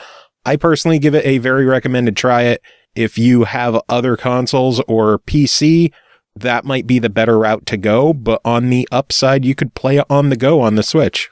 That's for sure. And that was pretty much how I played it essentially. And I was perfectly fine with it. It seemed nice that way. Indeed. Next game that you were here to talk about is called Twin Robots Ultimate Edition, developed by Thinice Games, published by Ratalaika Games, released February 23rd on the Switch for $7.99. Watt and Volt are 2 twin robots who have been forgotten by time and abandoned in an old robot factory. Marked as defective by mistake, if they wish to prove themselves as deserving a place in today's world, they must pass a series of grueling tests. Only you can help the twin robots pass their tests and escape the old factory in one piece. Pernell, tell me about twin robots. They are not biological twins, I can tell you that. That's the review. So wrap it up, folks. Cool. Nah, kidding. What do you, for $8, what do you... I think due to the fact that they're not biological robot twins, I don't know how I feel about this. I feel lied to. So what is this game? So it's not a very complicated game. I'll get that out of the way. It's a game where the logic is you have these 2 robots and you are trying to get through a test chamber, think a la Portal, but 2D. But the way each level starts out is that one robot is outside of a cage and the other one is inside the cage about to be crushed. And you have a certain amount of time to get the outer robot to a switch that will then release the other robot so you can both escape the level together. So that first part is completely timed by virtue of your companion robot's death. But once you get him out, then you both have to get to the exit point. And what happens here is there are white tiles on the ground that you have to walk over. And those tiles will not only go towards your end of level score, but they also provide your robots with electricity, which can then be passed back and forth between the 2 robots. They share electricity. If you run out of electricity, you essentially die. So there will eventually become levels where you are struggling with a very small amount of power. And you have to ration it between the 2 in just the right way so that you don't go defective and lose the level. In addition to having the electricity be required to actually survive, after you get to the end of the level, the only way you can open the exit door is by submitting 100 electro points. I made that name up, but essentially it's electricity. Nice. 100 electro points to the system to unlock the door so that then each robot can escape individually. I honestly enjoyed playing the game, It's not a very complicated game. I won't say it's like a very beautiful game either. It gets the job done as far as aesthetics go, though. And it also has typical the thing I've probably mentioned on the show so many times. It has one track syndrome, and what that is one music track that plays forever because they never thought to put more than one. But I did enjoy the aspect of like trying to get the robots from point A to point B and mapping out the best route to get through a stage, because it gets to certain points where you'll want to get all of the white tiles, but they'll be broken up in the level in a way where you have to be very precise about the route you take to get them. And if you don't go that route, you'll, of course, not get the point of the bonus for getting all the tiles. I did find that I did sort of get annoyed by the fact that due to the fact that you're trying to get two robots to escape a level, you are kind of doing the same level twice on each run, if that makes any sense. Because first you hit the one robot through the level, you got to open the door so that the second robot can follow suit and do the exact same route that you did, but now there are white tiles laid out, so you kind of feel like I guess you're doing something else because you're now getting tiles, but I do feel like that's kind of like extending the work of the game by making you run the same level twice every time. But that also is the theme of the game, so what have you. But I won't say, I will say that I enjoyed playing the game, though. It wasn't a boring time at all. I do feel as though it is a good time passer if you are looking for a platform puzzler to play. I'm not sure how many of those the Switch has, to be honest with you. A lot, I think. A lot of like platform puzzlers though. Like we got like the Marios and stuff, but those are more action platformers. Puzzle, true, I guess, yeah. I don't think there's very many puzzle platformers floating around the system, and that might be a big component as to why I think the game could be worth trying out for sure. Cool. So for like I said, for $8, what is your verdict on this one?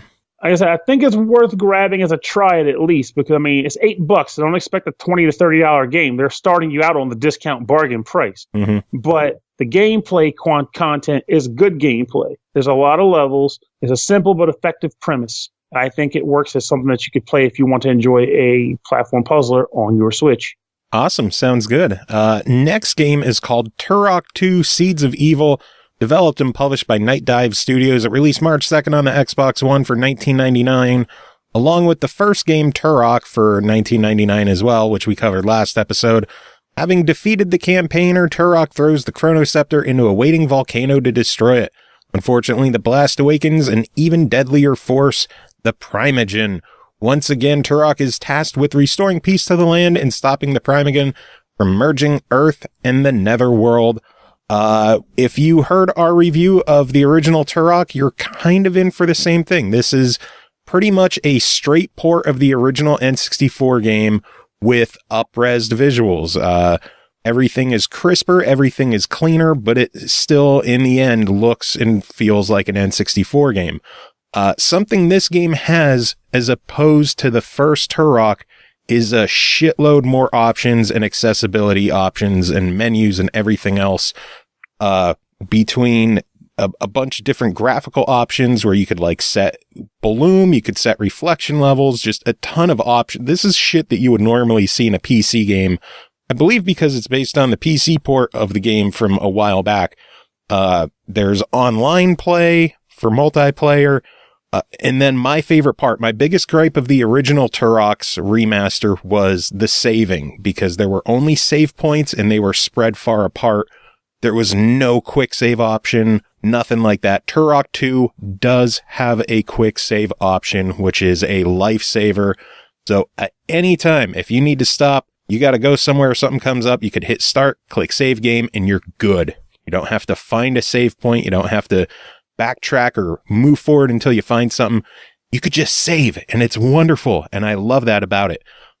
Downside about this one, I mentioned the first game gave me motion sickness, and this one seemed to be a lot worse with it. I went in, I turned off like the bobbing from walking, the underwater bobbing, the weapon bobbing, like I turned everything off, but just something with these two Turok games, it didn't sit right with my motion sickness. And it's not like I haven't been doing stuff that could trigger motion sickness. Yesterday, from when we recorded this yesterday, I put a couple hours into some VR stuff, and that didn't affect me. I played some Kingdom Come, which is a first-person game, and that didn't affect me at all. For some reason, these two Turok games are just fucking with my motion sickness. So if you have motion sickness or you're susceptible to it, definitely something to keep in mind before you pick up either of the Tarak games, for sure.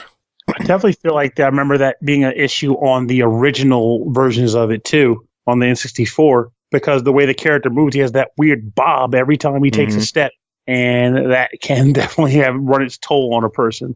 Part of me wonders if reasons why it's affecting me more is because newer games are a lot more detailed, so there's a lot more detail to catch your eye, and you're not just focused on the fast moving and a lot of kind of bland textures or colors that kind of just all meld together.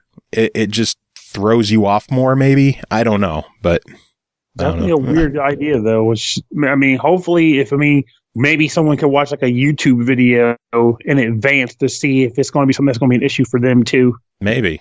I don't know, but it definitely had an effect on me. Overall, though, between Tarak and Tarak 2, this is definitely the better remaster of the two. There's a lot more options to it. The gameplay is pretty much the same as the N64 game, if you've ever played that one. Once again, even down to the Acclaim logo and the Iguana software logos at the beginning of the game. Even when you go into the options for the soundtrack, you could select between the PC CD version of audio, or it specifically says N64. Wow. That's how much of an N64 version this game it is the N64 game, pretty much, with prettier visuals. $20 this one, I also give a try. It's still a lot of fun. If you're into retro games, if you enjoyed Tarak as a kid, you're still gonna enjoy it here. The extra bells and whistles make it an even more enjoyable experience. If you're not into old school games or you're not into more retro play styles, I don't think this is going to click with you, because this is old school all the way. And again, between Tarak and Tarak 2, if you're only getting one because they're $20 each, definitely go with Tarak 2. I think it's the better. Well, that's the one I've never even played, so that's good to hear. Well, there you go. Next game to talk about is called Bridge Constructor Portal, developed by Clockstone, published by Head Up Games. This one came out February 28th on Xbox One and Switch for $9.99, March 1st on the PS4. Enter the Aperture Science Enrichment Center and experience Bridge Constructor Portal, the unique merging of the classic Portal and Bridge Constructor games. The bridge is a lie. You get it? Womp, womp. So you covered this one on Steam a while back. So for the people who may not have heard of Bridge Constructor Portal before, give us a quick recap as I drink some water because my throat's getting dry. Well then, Bridge Constructor Portal is essentially Bridge Constructor with the Portal label.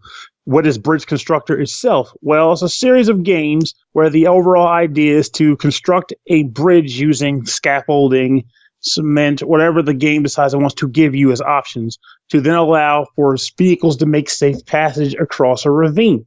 Each game will typically give you a certain amount of stuff that you can build with, and then just leave it to you to go nuts and figure it out with the constraints that the level provides for you. And Bridge Constructor Portal is pretty much the same thing. You start each level out with a landscape of sorts, and the landscape will have various joints that you can build off of. And you have to use Aperture Science. I don't even know what the heck I don't even want to use the freaking stupid name they gave it. But essentially, it's like these scaffolders that you can use to either be as foundations for supports, or you can convert them to being an actual bridge. Yeah, that's something I enjoy, is that you can just immediately swap between it being support beams or roads. You don't have to fuck with a road piece or a structure piece. And I gotta say, it works really well, because once you get the bridge built, portals are going to be thrown in there as well. You're going to go in one area, out another, multiple colored portals. Yes, you're going to see something other than blue and orange for once.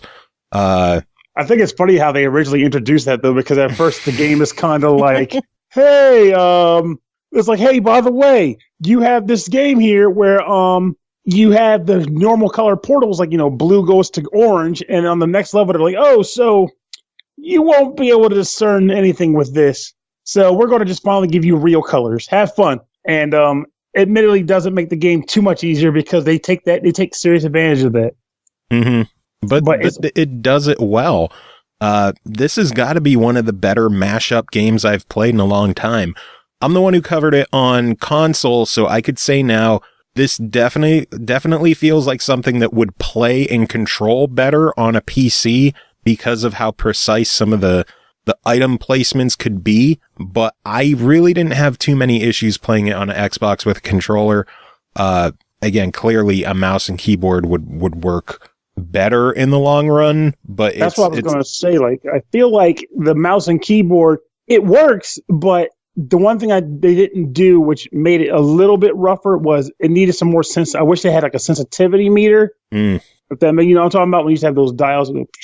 But I don't know. But I agree with you. Otherwise, though, it wasn't something that made the game unplayable. Yeah.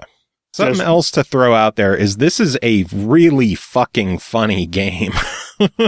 It definitely has the Portal sense of humor. Ellen McLean returns to voice GLaDOS once again.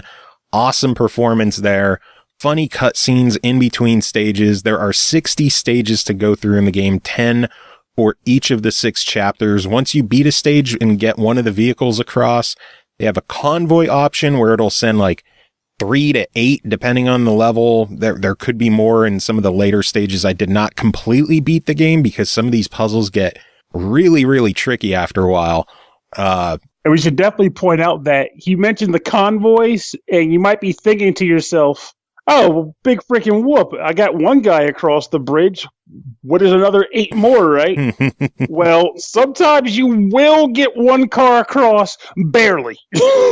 So to try to get a full, entourage of vehicles will probably require that you change up your entire way of thinking about the puzzle. It's almost like doing 2 puzzles per stage in that regard. Yeah, especially because it's a physics game, and if you go over a bridge, it could start shaking and moving. And if there's another vehicle coming behind you on the bridge, the way the bridge shakes will throw off the course of that vehicle. So while yours might go right across a gap and land on the other side, the one behind you may have gotten thrown off and go right down into the pit.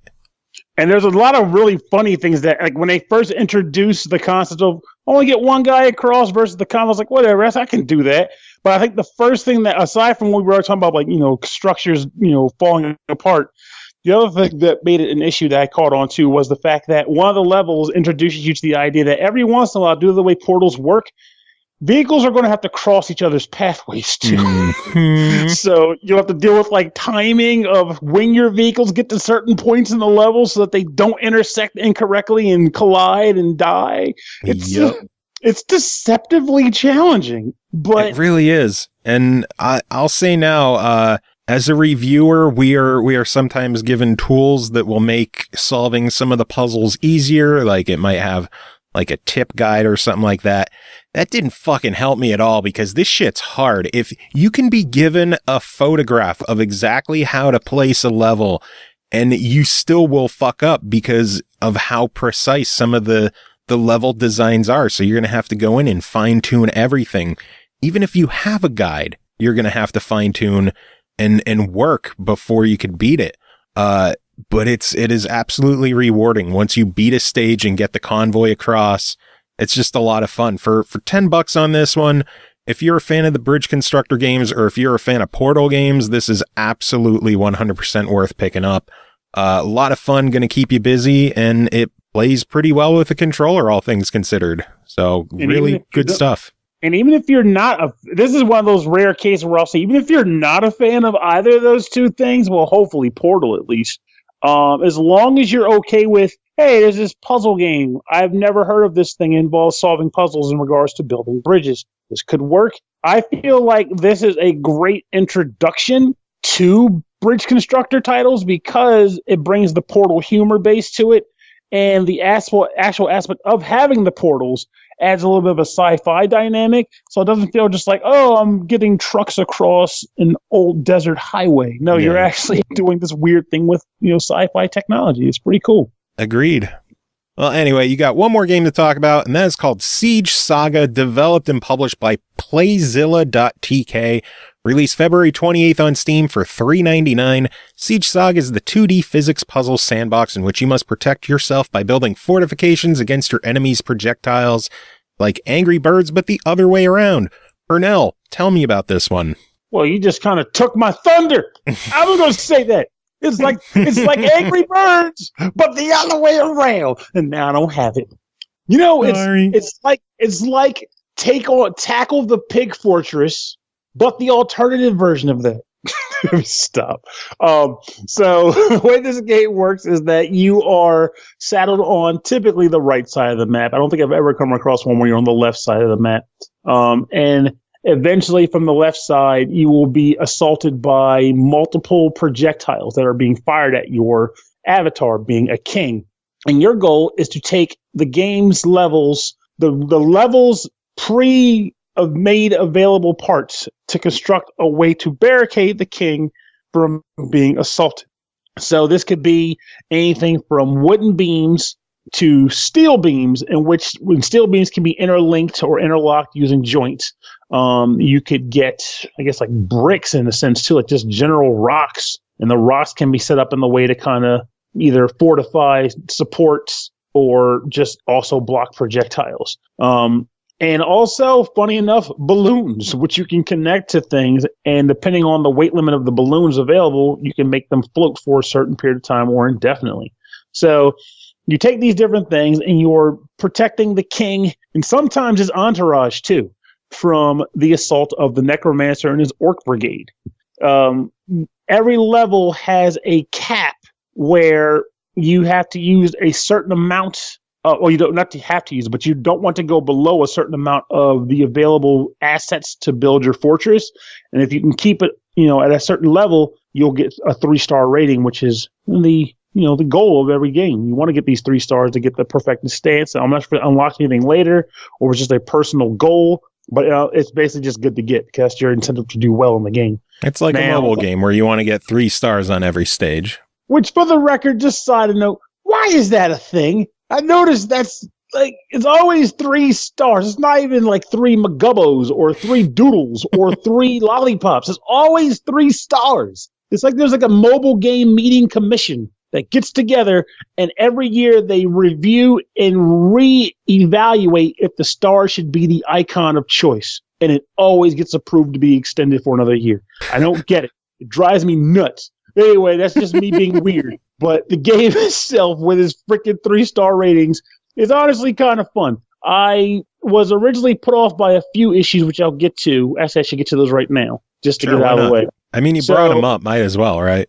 Oh, yeah. So the first thing that bugs me about this game is that it doesn't actually show you what's coming in to attack your king until you actually set the mission going and see it happen. So you can't, know that you're going to get hit by a super bomb and 2 battering rams. You just have to see it happen firsthand, which means that you kind of want to just let the king die on the first round every go just to watch the assault and then plan for it. And it's funny because I had one level in particular where I did that and won without doing anything. I thought it was hilarious. Just press start, and I got assaulted with chickens, and I won. That works. And I got a Steam achievement for it. At least I think it was for that, but it was too coincidental to be not related. So that was something I didn't really dig too much. The other thing about it is that while the game is functional, it was kind of irksome because if you place a piece, right, you have to cancel out of placing additional pieces where we can actually rotate the current piece. If you click on top of one that you put down but not cancel out of placing that piece type, you'll just put another one over top of it and keep laying them down. And that can be kind of an annoyance. So you have to actually cancel, shift, and then go click over to the symbol again and start it up anew. And while you might go, well, that's not too big of a deal, it can be annoying when you make drop 10 pieces on the board and then realize that, I want to go 3 pieces back or 4 pieces back and fix this thing I did over here. Because now you got to there's a strange amount of retracing steps to get back to how you want to do it because of the fact that they have this weird, stringent method of actually adjusting your pieces. I don't know how to explain it properly in that regard, though I probably kind of just did. But the game is, once you get used to that and you just accept that adjusting pieces and switching between the two kind of sucks, the game is still playable and enjoyable. I got much farther than I expected to get in this review, but the game itself is stupidly long. To put in perspective, there are 4 regions of the game. I only got to the second region, And I think the first region was maybe like 30 to 40 levels. It was ridiculous. Damn. So now there's also a level editor in the game, which you can utilize if you want to kind of dabble and make your own stages. And the way that works is that they actually link you to a tutorial video, which I think is very smart on their part. And it's like it actually seriously links you to a YouTube video that he created. And it shows you him walking you through, this is how you do this. This is how you determine the space in which you can build around your king, which is something I should mention. You can only build around a certain radius around the king for your defense force. You can't build anywhere on the map, which comes into play on certain levels. It shows you how to do that. It shows you how to place different pieces. It shows you how to put additional entourage members on the map. A variety of different things. It's pretty cool that they even give you that option because it essentially gives you what he used to make the game. So the game has infinite playability if you find yourself constantly jonesing for more. Though I guess the downside is that this is one of those things where it requires more people to buy it and make levels, because if you're making your own levels, it's not really going to challenge you to solve them. True. So, but if other people get involved on this bad boy, that means they'll make levels and you can get to their levels and just keep playing the game. Nice. It sounds really, really cool. So I got to know, $4 on this one. What do you think? I think if you like Angry Birds, it's worth $4 easy. Cool. I thought you were going to expand on that a bit. I could. Nah, fuck it. You've said enough. I ramble. Let him have it. Oh, Pernell, always good having you on chatting about this stuff. Do you have any final thoughts to wrap that all up? Just if you enjoyed the reviews and you want to hear more gibberish, hit up Rhythm and Pixels podcast for music, no reviews, just gibberish. If you like that sweet gibberish. All right, moving on. Next game to talk about is called Toki Tori 2+, developed and published by Two Tribes. It released February 23rd on the Switch for $14.99 and is on sale until the 9th for $9.99. Experience Toki Tori's epic puzzle adventure on the go for the first time ever. Explore an enthralling forest island, learn magical songs, and interact with the local wildlife to solve environmental puzzles. Checking this one out, Chris Taylor, how are you doing tonight, sir? Oh, I'm doing fine. Just got back from my vacation in the mountains. What'd you do? Drove and flew and then hung out with old people. Sweet. Yes. So, tell me about Toki Tori. Toki Tori, well, this is the long-anticipated sequel to what might be one of the more, frequently re-released games I've ever seen. So, Toki Tori is a game that goes all the way back to the Game Boy Color. It came out first in 2001, and then it came out 8 more times until finally landing on the 3DS, where you might have seen it in the eShop, especially on sales and stuff. They, for whatever reason, decided to release the new updated version at the same time as the Virtual Console version of the old version. And yeah, I don't know. They really enjoy releasing this one. But Toki Tori 2 Plus, not sure where the plus is coming in, is a sequel that is graphically in the spirit of the remake of the first one. So it's kind of like an entirely new game, but its look is based on the 3DS remake. And speaking of looks, this is actually, I think, one of the prettiest games I've played on the Switch, just in terms of animation quality and just how lively everything seems for a 2D puzzler. So, but we'll come back to that. So what the game is in a nutshell is that you are a little bird that cannot fly. You can merely float in place as you fall. And the key to the game, it's very simple. You get from point A to point B. You just try to find the exit to the level, and on the way you collect trinkets of some kind. And the game hasn't really made it clear what they do, but they're there floating in the air, so of course you have to collect all of them. Always. And yes. And you can get killed if you're, if things overwhelm you, I guess, if you get crushed or something. It's not really, you just kind of fall over and then push the button and then start over. Yeah. But there's also actually another interesting thing where you get through the stage and there's one little part where you can kind of get trapped, and the game actually kind of tempts you to go that direction. And once you do, like, the game's really good about guiding you without giving you a straight up tutorial or really explaining things. They'll show the button and then it'll show you what happens, and then when you do it, something else will happen and you'll just kind of instinctively react, and that's how you learned. So in this one, you fall into a hole, and then a little bird climbs in after you, and it sings a song. And so you have two buttons in this game, A and B, one of which is a stomp, and B is a stomp, and A is a tweet. So you tweet your little song. And the little bird shows you it sings a little song that, like, you can see it come up in like two small notes over its head and then two large notes. And from that, I was actually able to glean that you just push the button twice quickly and then twice slowly. And that actually warps you to the beginning of the stage. So it's kind of like a suicide button. And I was like, that's really clever how they did that. They drop you in a hole and then send one little bird after you to sing you a song. And you wouldn't even think it was something you were supposed to pay attention to, but the camera angles towards it slightly. And I found that very clever.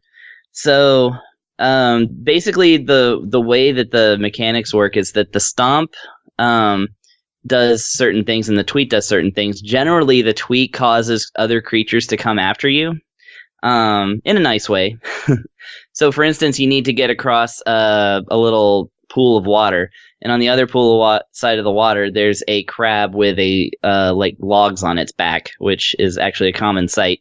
You would use the tweet to actually cause the crab to come towards you, and then you can walk across the logs and to the next thing. Because Toki Tori cannot, I assume the character's name is Toki Tori.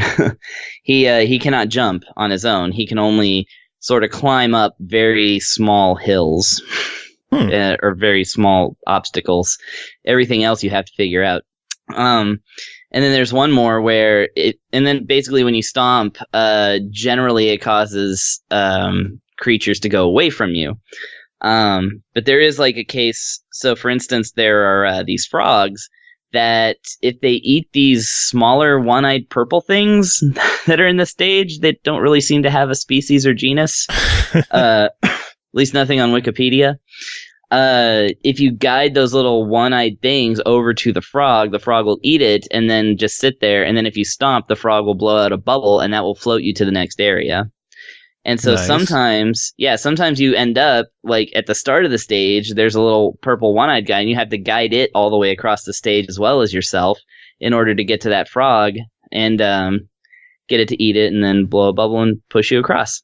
Nice. So the entire game appears to be figuring this out in different, really luscious-looking, varied backgrounds, you know, starting with a lovely forest, and there's, like, a haunted castle, and there's, like, all this cool stuff. Music's really awesome. Like I said, the looks are really gorgeous, and all around, it's a super polished game for what I was expecting. Cool. So for the asking price of $15 or $10 on sale, if you're able to get it this week, what is your official verdict? I say that you should get it. This is a very, very solid puzzle game. It works really well for people who are not like so much into puzzle games as well as people who are, because the game it intuitively, you know, as it gets harder, it sort of guides you through how to get through it. Like, you won't wind up, you know, sitting there frustrating yourself to death. But also people who actually like puzzle games, it has some, even in the first few levels, it has some really clever tricks, and I think that people will really enjoy it. This would be a great one for kids because it's really approachable, but it also requires real thinking. So, and the fact that the interface is literally just moving around and pushing two buttons. I mean, if Mario could do it, then Toki Tori can do it. Very true. Anyway, next game to talk about is called Gridmania, developed by FX Valley, published by Cubic Games. It released March 2nd on the Switch for $3.99. Put your brain to the test with Gridmania, simple but challenging logical puzzle game, and solve over 170 levels in 4 different modes. This is like a kind of like a digital version of a Rubik's Cube. It gives you a couple of different colored orbs on a level, and then colored squares that you have to get those orbs onto. As you move your cursor around you with the left buttons, you could then use the right buttons to determine which way that row moves, whether up, down, left, or right. And of course, it wraps around. So, you know, the whole word wrap feature, if you send something out on the left, it comes in on the right. And you have to rotate everything and get everything on the right planes to get the orbs onto the proper squares. You know, obviously it starts out easy enough. As you go through the game, they'll throw in like stationary blocks or bigger levels, more than one color orb to like multiple colors, that it gets tough quick. It really does. It surprised me how fast it got as challenging as it did. There are 4 different modes in the game. Everything is kind of fairly similar for the most part. Everything plays fairly similarly, but it's addictive. It's one of those games that I found it very hard to put down. I say this every now and then, that I'll find a game that I'll pick up with the intention of playing it for like, oh, let me play this for 5-10 minutes and see how it does. And then 3 hours later, I'm like, shit. That is not how long I plan to play that game. And this is one of them. Yeah, it's a deceptively simple game, but the mechanics are solid. The gameplay is solid, and it's cheap. It's a $4 game. Games that are this cheap, this addictive, and this fun are the epitome of fuck it, why not? It's $4. Yeah. Fuck it, just buy the game, right? I think that's cheaper than an actual Rubik's Cube. Probably. It really is. It's a neat little game. There's not a ton to talk about because it's just what it is. There's not a lot to explain. There's no complicated story. There's no super complex mechanics to it. It's just shift the orbs around, get them on the squares they need to be on, and break your brain trying to figure it out. And Awesome. to me, that sounds like a winner, right? Yeah, totally. So $4, buy it. Chris, you should have covered this one. You would have loved it. Oh, I know. I was up in the mountains. See, I wouldn't have had. You could have played with your balls in the mountains. And there's blue ones in there, so you could have played with your blue balls in the mountains. But I already have that that Sparkle Unleashed. Oh, there you go. There's plenty of blue balls in it. Sparkly blue ball. Sparkly blue balls. Oh man. There's the title of your episode. Maybe. No, I gotta. I had the 3 of the people from the Travelers on for the first half of the show, and Tom was hanging out in chat a bit, and he threw me off because at the beginning he said, "What's up, Joe and the Returners?" And I'm reading that, and I was just introducing them. It's like, so you're here to talk about the new album from the Returners. And then there was like just a little bit of awkward silence. I'm like, oh shit, no, the Travelers. Tom, God damn it, you threw me. So, yeah. I hear the Returners are working on a new album. Maybe. But I was going to call the episode The Return of the Travelers, or The Returners of the Travelers. There you go.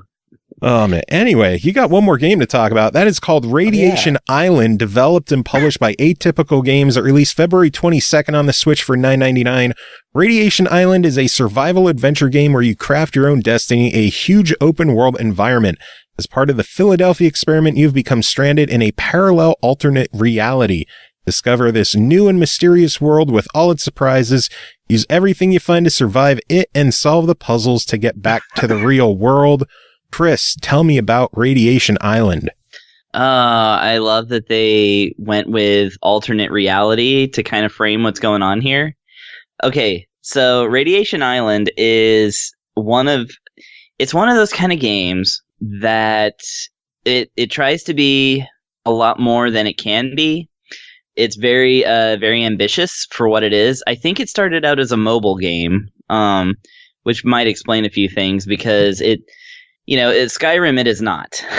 This is a first-person sandbox-style game where the key is, of course, to survive and unravel the mysteries of the island through finding things like journal entries and solving the mysteries of like mysterious machinery that's on the island and all this other stuff.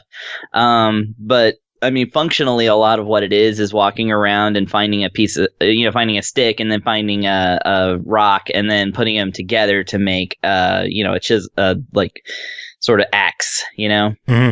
And the game has a really good tutorial mode to kind of get you started, and it covers everything from putting together items to combat to how to find animals, because you have to be constantly killing animals and finding fruit on the ground in order to survive, because you have a hunger gauge as well as a life gauge as well as a bleeding gauge, which is interesting.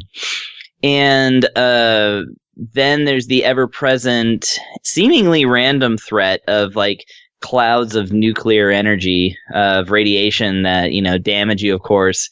And so you have to also find and eventually learn. I think you even learn how to make like radiation suits.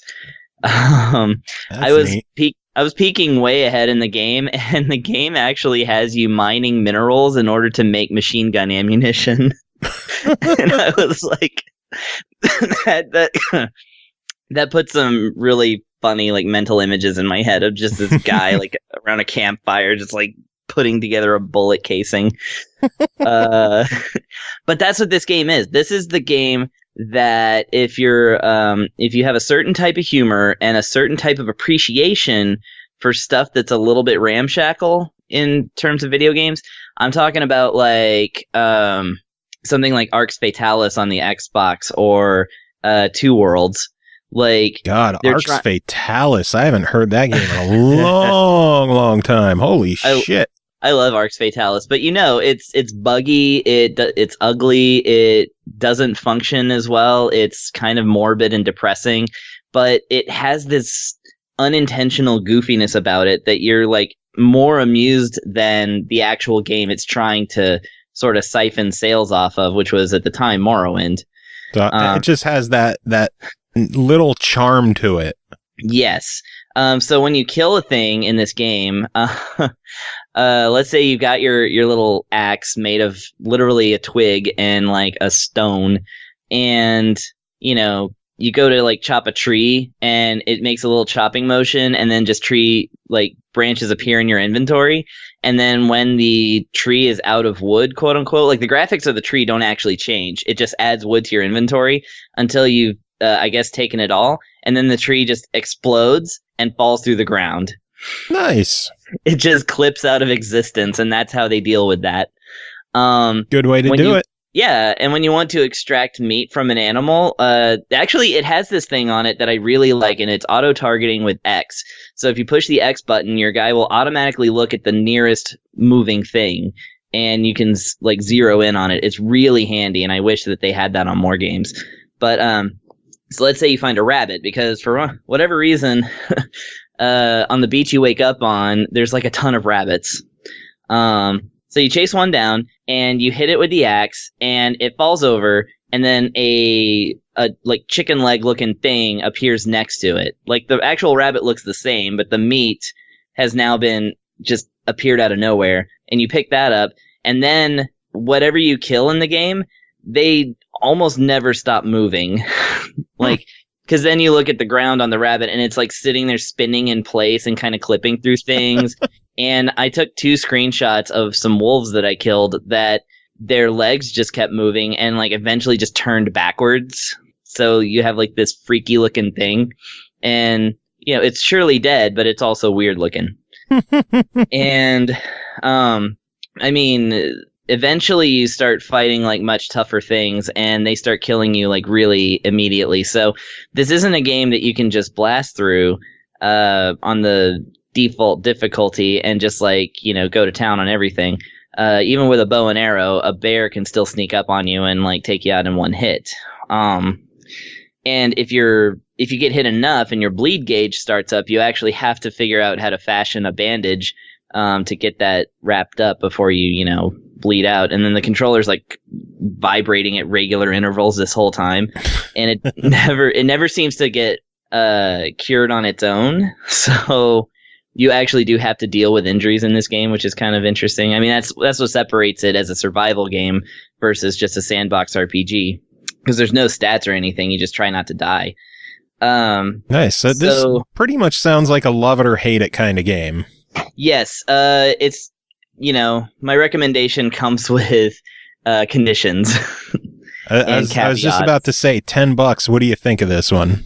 Well, and my last point that I was going to make is that the game promised zombies, and I walked around for a long time and never saw any zombies. So apparently the zombies are tucked away a little bit in this game. So unlike Skyrim, which has you meeting a dragon within the first 3 minutes, this game's a little stingy on the zombie action. But eventually you find them. So yeah, for $10, this game is to be appreciated. Certainly I appreciate it. I would have gladly bought this game just to appreciate the oddness of it all. But don't go in expecting that this is going to be a heady adventure and an amazing survival epic of it's not Skyrim. It is Radiation Island, and I think that it's better than it has any right to be by virtue of being kind of bad and broken. Nice. So yeah, get it if you appreciate those kind of things. If you heard Arx Fatalis or Two Worlds and you were like, yes, I remember getting my horse stuck vertically on the side of a mountain. And then, or, characters randomly changing graphics and stuff, or people falling through the floor. Yeah, this is the game for you. Go and get it. Awesome. It's super fun. Sounds good. Well, Chris, thank you as always for coming on and chatting. Do you have any final thoughts to sum it all up? I don't know. Zombies. All right, next game to talk about is called Headbutt Factory, developed and published by Gem Drops. It released October 16th on Windows 10 for mixed reality devices for $19.99, but was just recently updated to include Xbox achievements. So, we obviously have to cover it. No words, use your head. Your head is the controller. Headbutt your way through this new VR action adventure that's like no game you've played before. The mysterious headbutting experience unfolds in a virtual land in the sky. Don't wait any longer. Start headbutting. Checking this one out. The only person I know with a Windows 10 mixed reality headset, Carnage, you're here. And I can't wait to hear the awful puns you're about to break out. Oh, you're going to break out a lot of things in this game, including your head. Nice. You're probably going to break it against the wall if you rage at it. But yeah, what's up? How's it going? Starting already. Good Lord. How's it going? Pretty good, man. So yeah, I'm ready to review this game. It's pretty awesome so far, I gotta say. From the couple hours I spent with it. What is Headbutt Factory? Let's start there. Yeah, so Headbutt Factory is a game that first of all reminds me a lot of Boom Ball. I know you've played a lot of that game and enjoyed it. The Kinect game, of course, if you guys are not familiar with it. But it's totally different company, first of all. So. But the experience is actually all through mixed reality and not Kinect, but it works really well. And the cool thing is you don't need a controller in this game. Obviously, you actually don't even need the mixed reality controllers. You only need the headset, which is cool. So you basically just the concept of the game is you move your head around and basically there's a ball coming at you or different objects. Usually I think it's been usually a regular ball, or they introduce other types of stuff.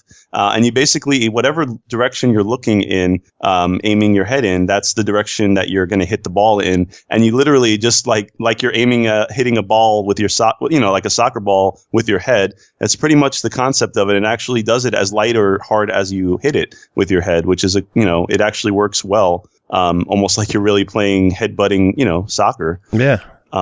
Sounds pretty cool. So far, the whole headbutting thing reminds me a lot of Headmaster on PlayStation VR. Not familiar with that one, but it's kind of like soccer, where soccer balls come at you and you have to headbutt them into a soccer goal, or into boxes, into targets, whatever.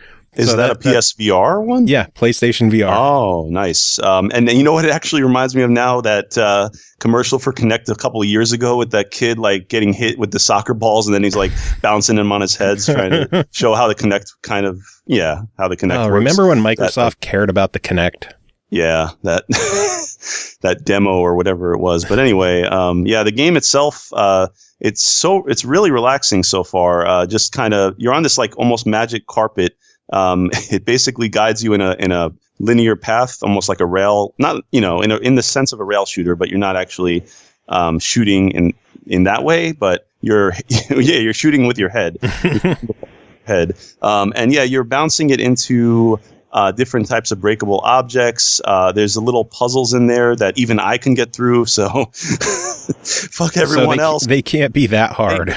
I made it through the puzzles, so I'm a master now. But the puzzles are, they're pretty basic, but it's kind of like some of them, they'll show you a grid with different colors, and you got to just hit the right glass panes in that, that order or something like that. But yeah, there's also like bomb balls that will obviously blow up everything nearby, and like all the physics when it, everything blows up in real time. I think it looks really cool like that. Let's see. There's a lot of different types of walls, and like basically there's all different types of, I don't even know how to explain it. It's crazy. It's a crazy game, but it's awesome. Okay. So Scott, we brought you on to talk about this game. What about the achievements? That's the whole reason you're here. Exactly. The achievements, actually, I played a few hours only, and I already got half the achievements and 385 gamer score. So, yeah, it seems pretty easy. I got a bunch right away. Like, there's a lot of 55-point achievements, and then I see there's a couple that I don't have that's either 140 and another one that's 200. Damn. But, yeah, a lot of easy stuff just by not even knowing what the hell I was doing besides hitting balls with my head. Nice. So they're just making it rain on you, huh? Pretty much. Well, I'm hearing nothing but good so far. Any kind of negatives, any downsides? Yeah, unfortunately, there's a slight problem that I've been having with like trying to make sure the when you're on the said carpet or whatever that I was talking about, like you have like a certain play space, and you can see it with like a transparent kind of lines around you, so you don't bump into anything else. But sometimes that doesn't really show in the right place, and I have to keep resetting the once in a while, every like minute or so. I have to, not every minute or so, I think I'm exaggerating, but at least for me, I wasn't able to get it in the right spot, so I would have to keep switching, and then it would, you know what I mean, like it would be in the play space. So kind of like just recalibrating all the time. Yeah, exactly. Nice. Otherwise, it doesn't sound like there's any real issues to the game, huh? No, it seems pretty good. I enjoy it so far. The only thing I would say is that control issue, but I don't know how long the game is. The description doesn't say anything, and I was playing about 2 or 3 hours, and I made it through like, it doesn't say like level beat or anything. It just kind of moves on to another slightly different looking area. I think I made it to maybe the third. I don't even know. It's just broken up into different parts, but could be just one of those games that doesn't have a beginning or ending. You just play, you just enjoy what's there. Yeah, maybe. I don't know. Yeah, I know you're the one who played it. I'm not. But overall, $20 on this one. What do you think? I would say $20 is a little steep, but it is a fun game, especially if you have a mixed reality headset and it goes on sale. Then I would pick it up for sure. But otherwise, I would say, yeah, definitely try it. It's not an instant buy though for 20. It's a little steep. Sounds good. Well, Carnage, thank you so much. I should just say Scott, because you're on here enough. Yeah, why not? We're at that personal level, right? Exactly. Well, Scott, always good having you on the show, chatting about games. Do you have any final thoughts to sum up your review? Headbutt, wait, there's more. I had to do the bad pun. I hate you. I'm going to headbutt you in the head so we can figure out what the hell I'm thinking. All right, last game to talk about tonight is called The Final Station, developed by Do My Best Games, published by Tiny Build, released February 23rd on the Switch for $19.99, and includes the Only Trader DLC. The world is over, but it's not quite over for you, at least not yet. Now that you've got thousands of tons of locomotive at your disposal, you've got the definite advantage over the infected hordes. This is The Final Station. Checking this one out for us, our good friend Norg. How are you doing, man? I am fabulous. How are you? Oh my! I'm doing good, man. Good to have you on. Oh god, I haven't brought out the jingle bracelet in a while. I was gonna say, is that a slinky? It's like a weird slinky-ish bracelet that Kira keeps forgetting she leaves in the garage, and then I use it for Foley. Oh man! So what is the final station, George? It's Metropole. Finally, that was actually, I don't even know what the name of the final station actually was, but that's getting too far, and that might be a spoiler. So we won't go too much further than that. The last station is, or the final. Shit, I'm always getting this shit mixed up, and I can't find my reference here. The final station, which has a last station in it. I'm totally not salvaging this. Not at all. So do it live. Do it live. The final station is actually a really, really cool game.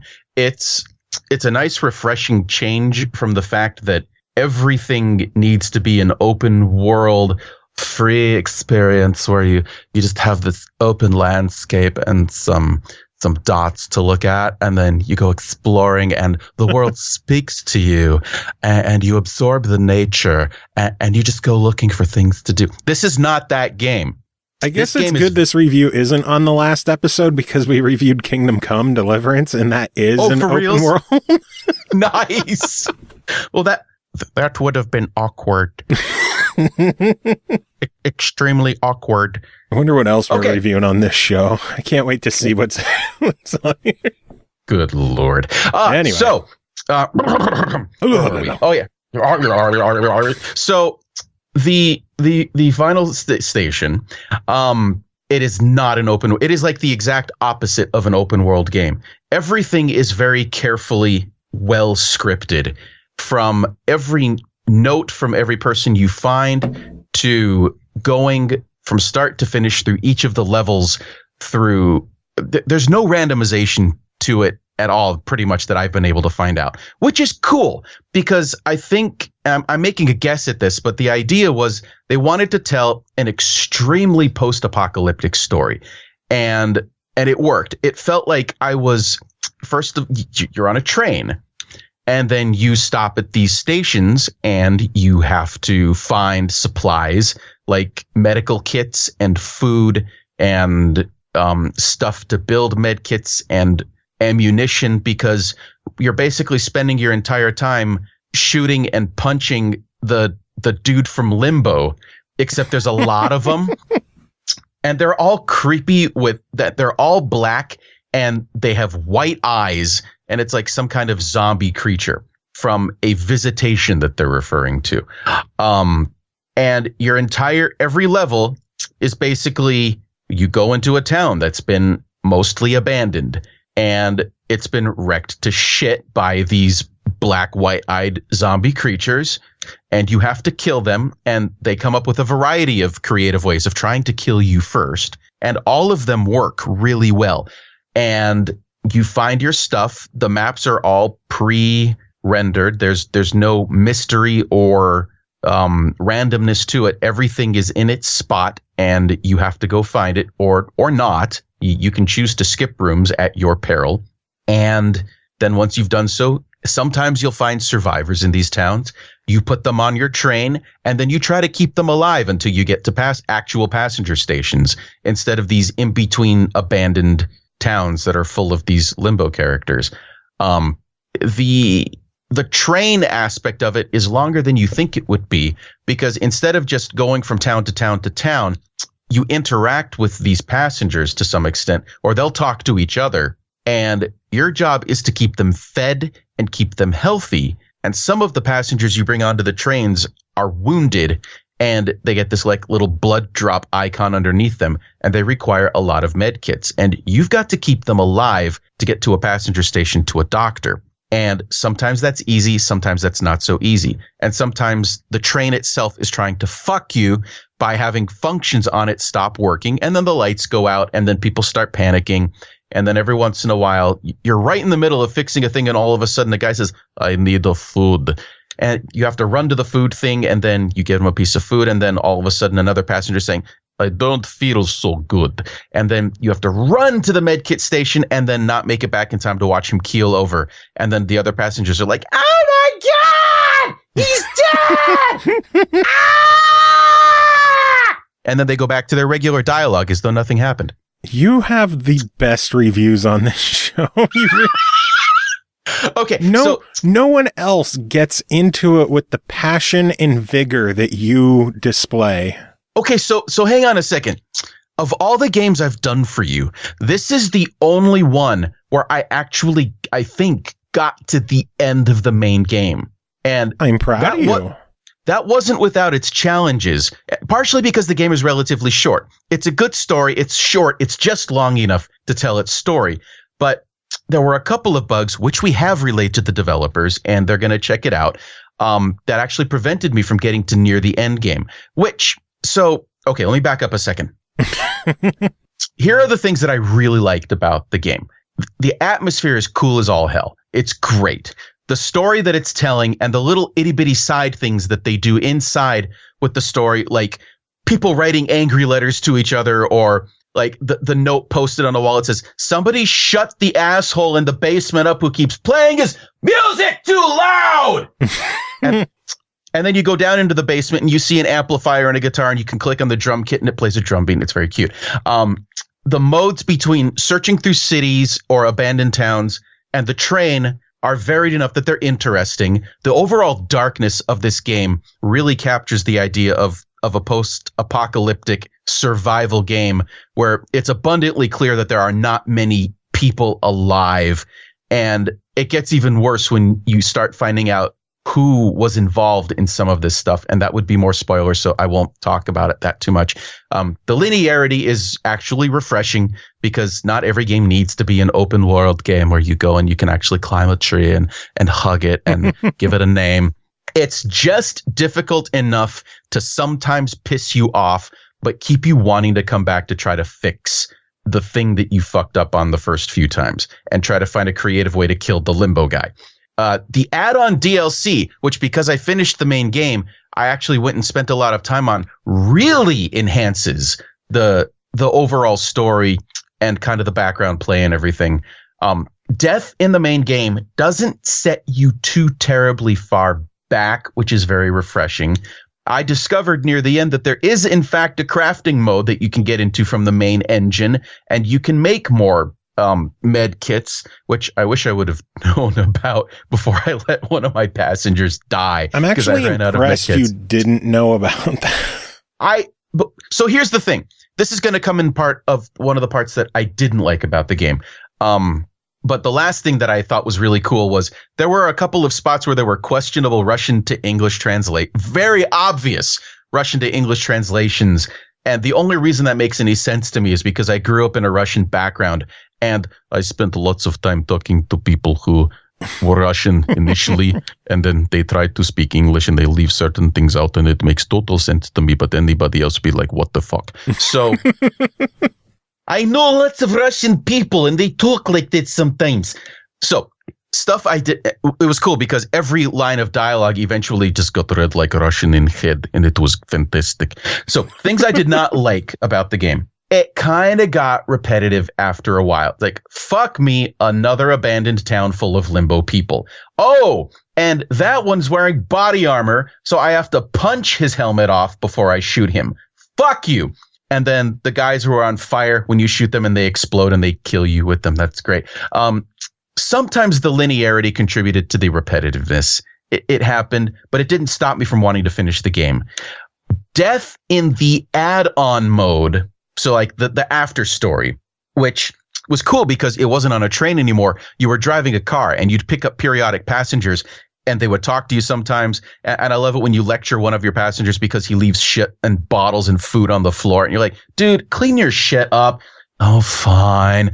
And then, but okay, so Death in the add-on mode has really unforgiving checkpoints. You have to go back and do a lot again in order to continue on. So that was a little bit frustrating compared to the main game. It was very different. In the main game, so this is one of the parts I was talking about. Because of all the things you have to do on the train, either in the main engine compartment where you're occasionally communicating with people, or you're trying to fix a system that is breaking or crafting or whatever it is that it happens to be. In order to do that, you miss out on some of the dialogue and the backstory between the passengers because you're too busy feeding them or healthing them or fixing a broken system on the train, and you miss out on a lot of that. I'm guessing that there's a resource somewhere online that outlines all of the dialogue, and I'm kind of interested in going back and checking that out at some point. But you miss out on some of the dialogue, which means you miss out on some of the story. And this entire game is about the story. Yeah. So missing pieces is like ripping a page out of the book or like 4 paragraphs. And then, oh, you're back in the story. Here you go. Like, but I missed some of the background. Tough shit. So you've got people to feed. So yeah, that was something I wasn't too particularly fond of. I would have liked it if there was a way. They fixed that in the add-on mode. You didn't have to worry about feeding or healing passengers in your car in the add-on mode, and all the dialogue played through. And then as soon as all the dialogue was finished, there wasn't much. But when the dialogue was finished, then it prompted you to hit the button so that you could show up at the next checkpoint. That was cool. That was a good solution to that. Obviously, there wasn't a solution for that in the train mode. Makes sense. That's my short version of the things I liked and did not like about the game. Nice. So overall, $20 on this one, and I enjoy the fact that it includes the DLC. That's a nice treat for Switch owners. What Definitely. do you think? Absolutely buy it. Bugs and all. Okay, so let's talk about the bugs. Now that I've given it the ringing endorsement of you should buy it anyway. And in fact, I had a draft that I was trying to send earlier today to the developers because we had that email chain going. Yeah. There were 2 other bugs that came up. One that forced me to restart a level, and then one that was just kind of irritating. In the train mode, as soon as the dialogue would start, either 1 or 2 passages in, it would just freeze for like a second and a half. Oh, weird. Like midway when a dialogue bubble is starting to fade in, and then everything would just be fine. It did that on almost every train level. So I was like, that's irritating. And then in the I think it might have been in the add-on mode. And this is another one I wasn't able to get video of, and I'm very sorry about that. But there's a prison that you're going through, and you're going into each of the prisoners' cells. And in each prisoner's cell is a toilet that you can pick up to throw at one of the bad guys. Because I'm just going to carry a toilet down the ladder and throw it at a limbo guy, and I'm going to motherfuck his face up. Makes sense. There was a toilet on one of the top levels, and I went down the ladder onto a platform that was lit up by a spotlight from off screen. And as soon as I went down to the bottom of that ladder carrying the toilet, it bumped me a pixel too low. So I was trapped on a non-plane going back and forth, and I was blocked. And I couldn't go back up the ladder, and I couldn't go down the next ladder that was next to me, even after I got rid of the toilet. So that was a bug that forced me to restart the level. Not a big deal, but it was something that happened. And again, I wasn't able to get a video of that one. I'm glad I was able to get a video of the spot in the Metropole station where you can't get into the last building, which is where you get the authorization to leave the station and move on to what becomes the end game. Yeah, it's crazy that you, of all people, ran into it. And it was something that they weren't even aware of on the Switch. Now, I don't know if it's because not enough people have gotten that far. I don't know if it was because of my Switch being weird, but and again, it was in the email I was trying to follow up with. My Switch is unmodified. It has not been hacked in any way. It is running the current Switch version of software. So I'm assuming my Switch is just like everybody else's. It's not a dev model. It's just a regular, bought it at Walmart, gray controller Switch. Oh, Walmart. Yeah, that's the problem, I guess. That's the problem. Fucking Walmart. It was the only place I could go to get a Switch because I walked into the store and I did the layaway thing and I paid it off before it was ready to release. Oh, nice. Every paycheck I walked in and paid a little bit of it off. 17 cents for 12 years. 17 cents for 12 years. I owe my soul to the company store. Oh, man. Well, George, thank you so much for coming on, chatting about the final station. Thanks to everyone else for coming on and chatting about games the whole episode that presumably I record in a couple of days. George, do you have any final words to end this episode of the show? S praznikom, slon v postnoi levki. What?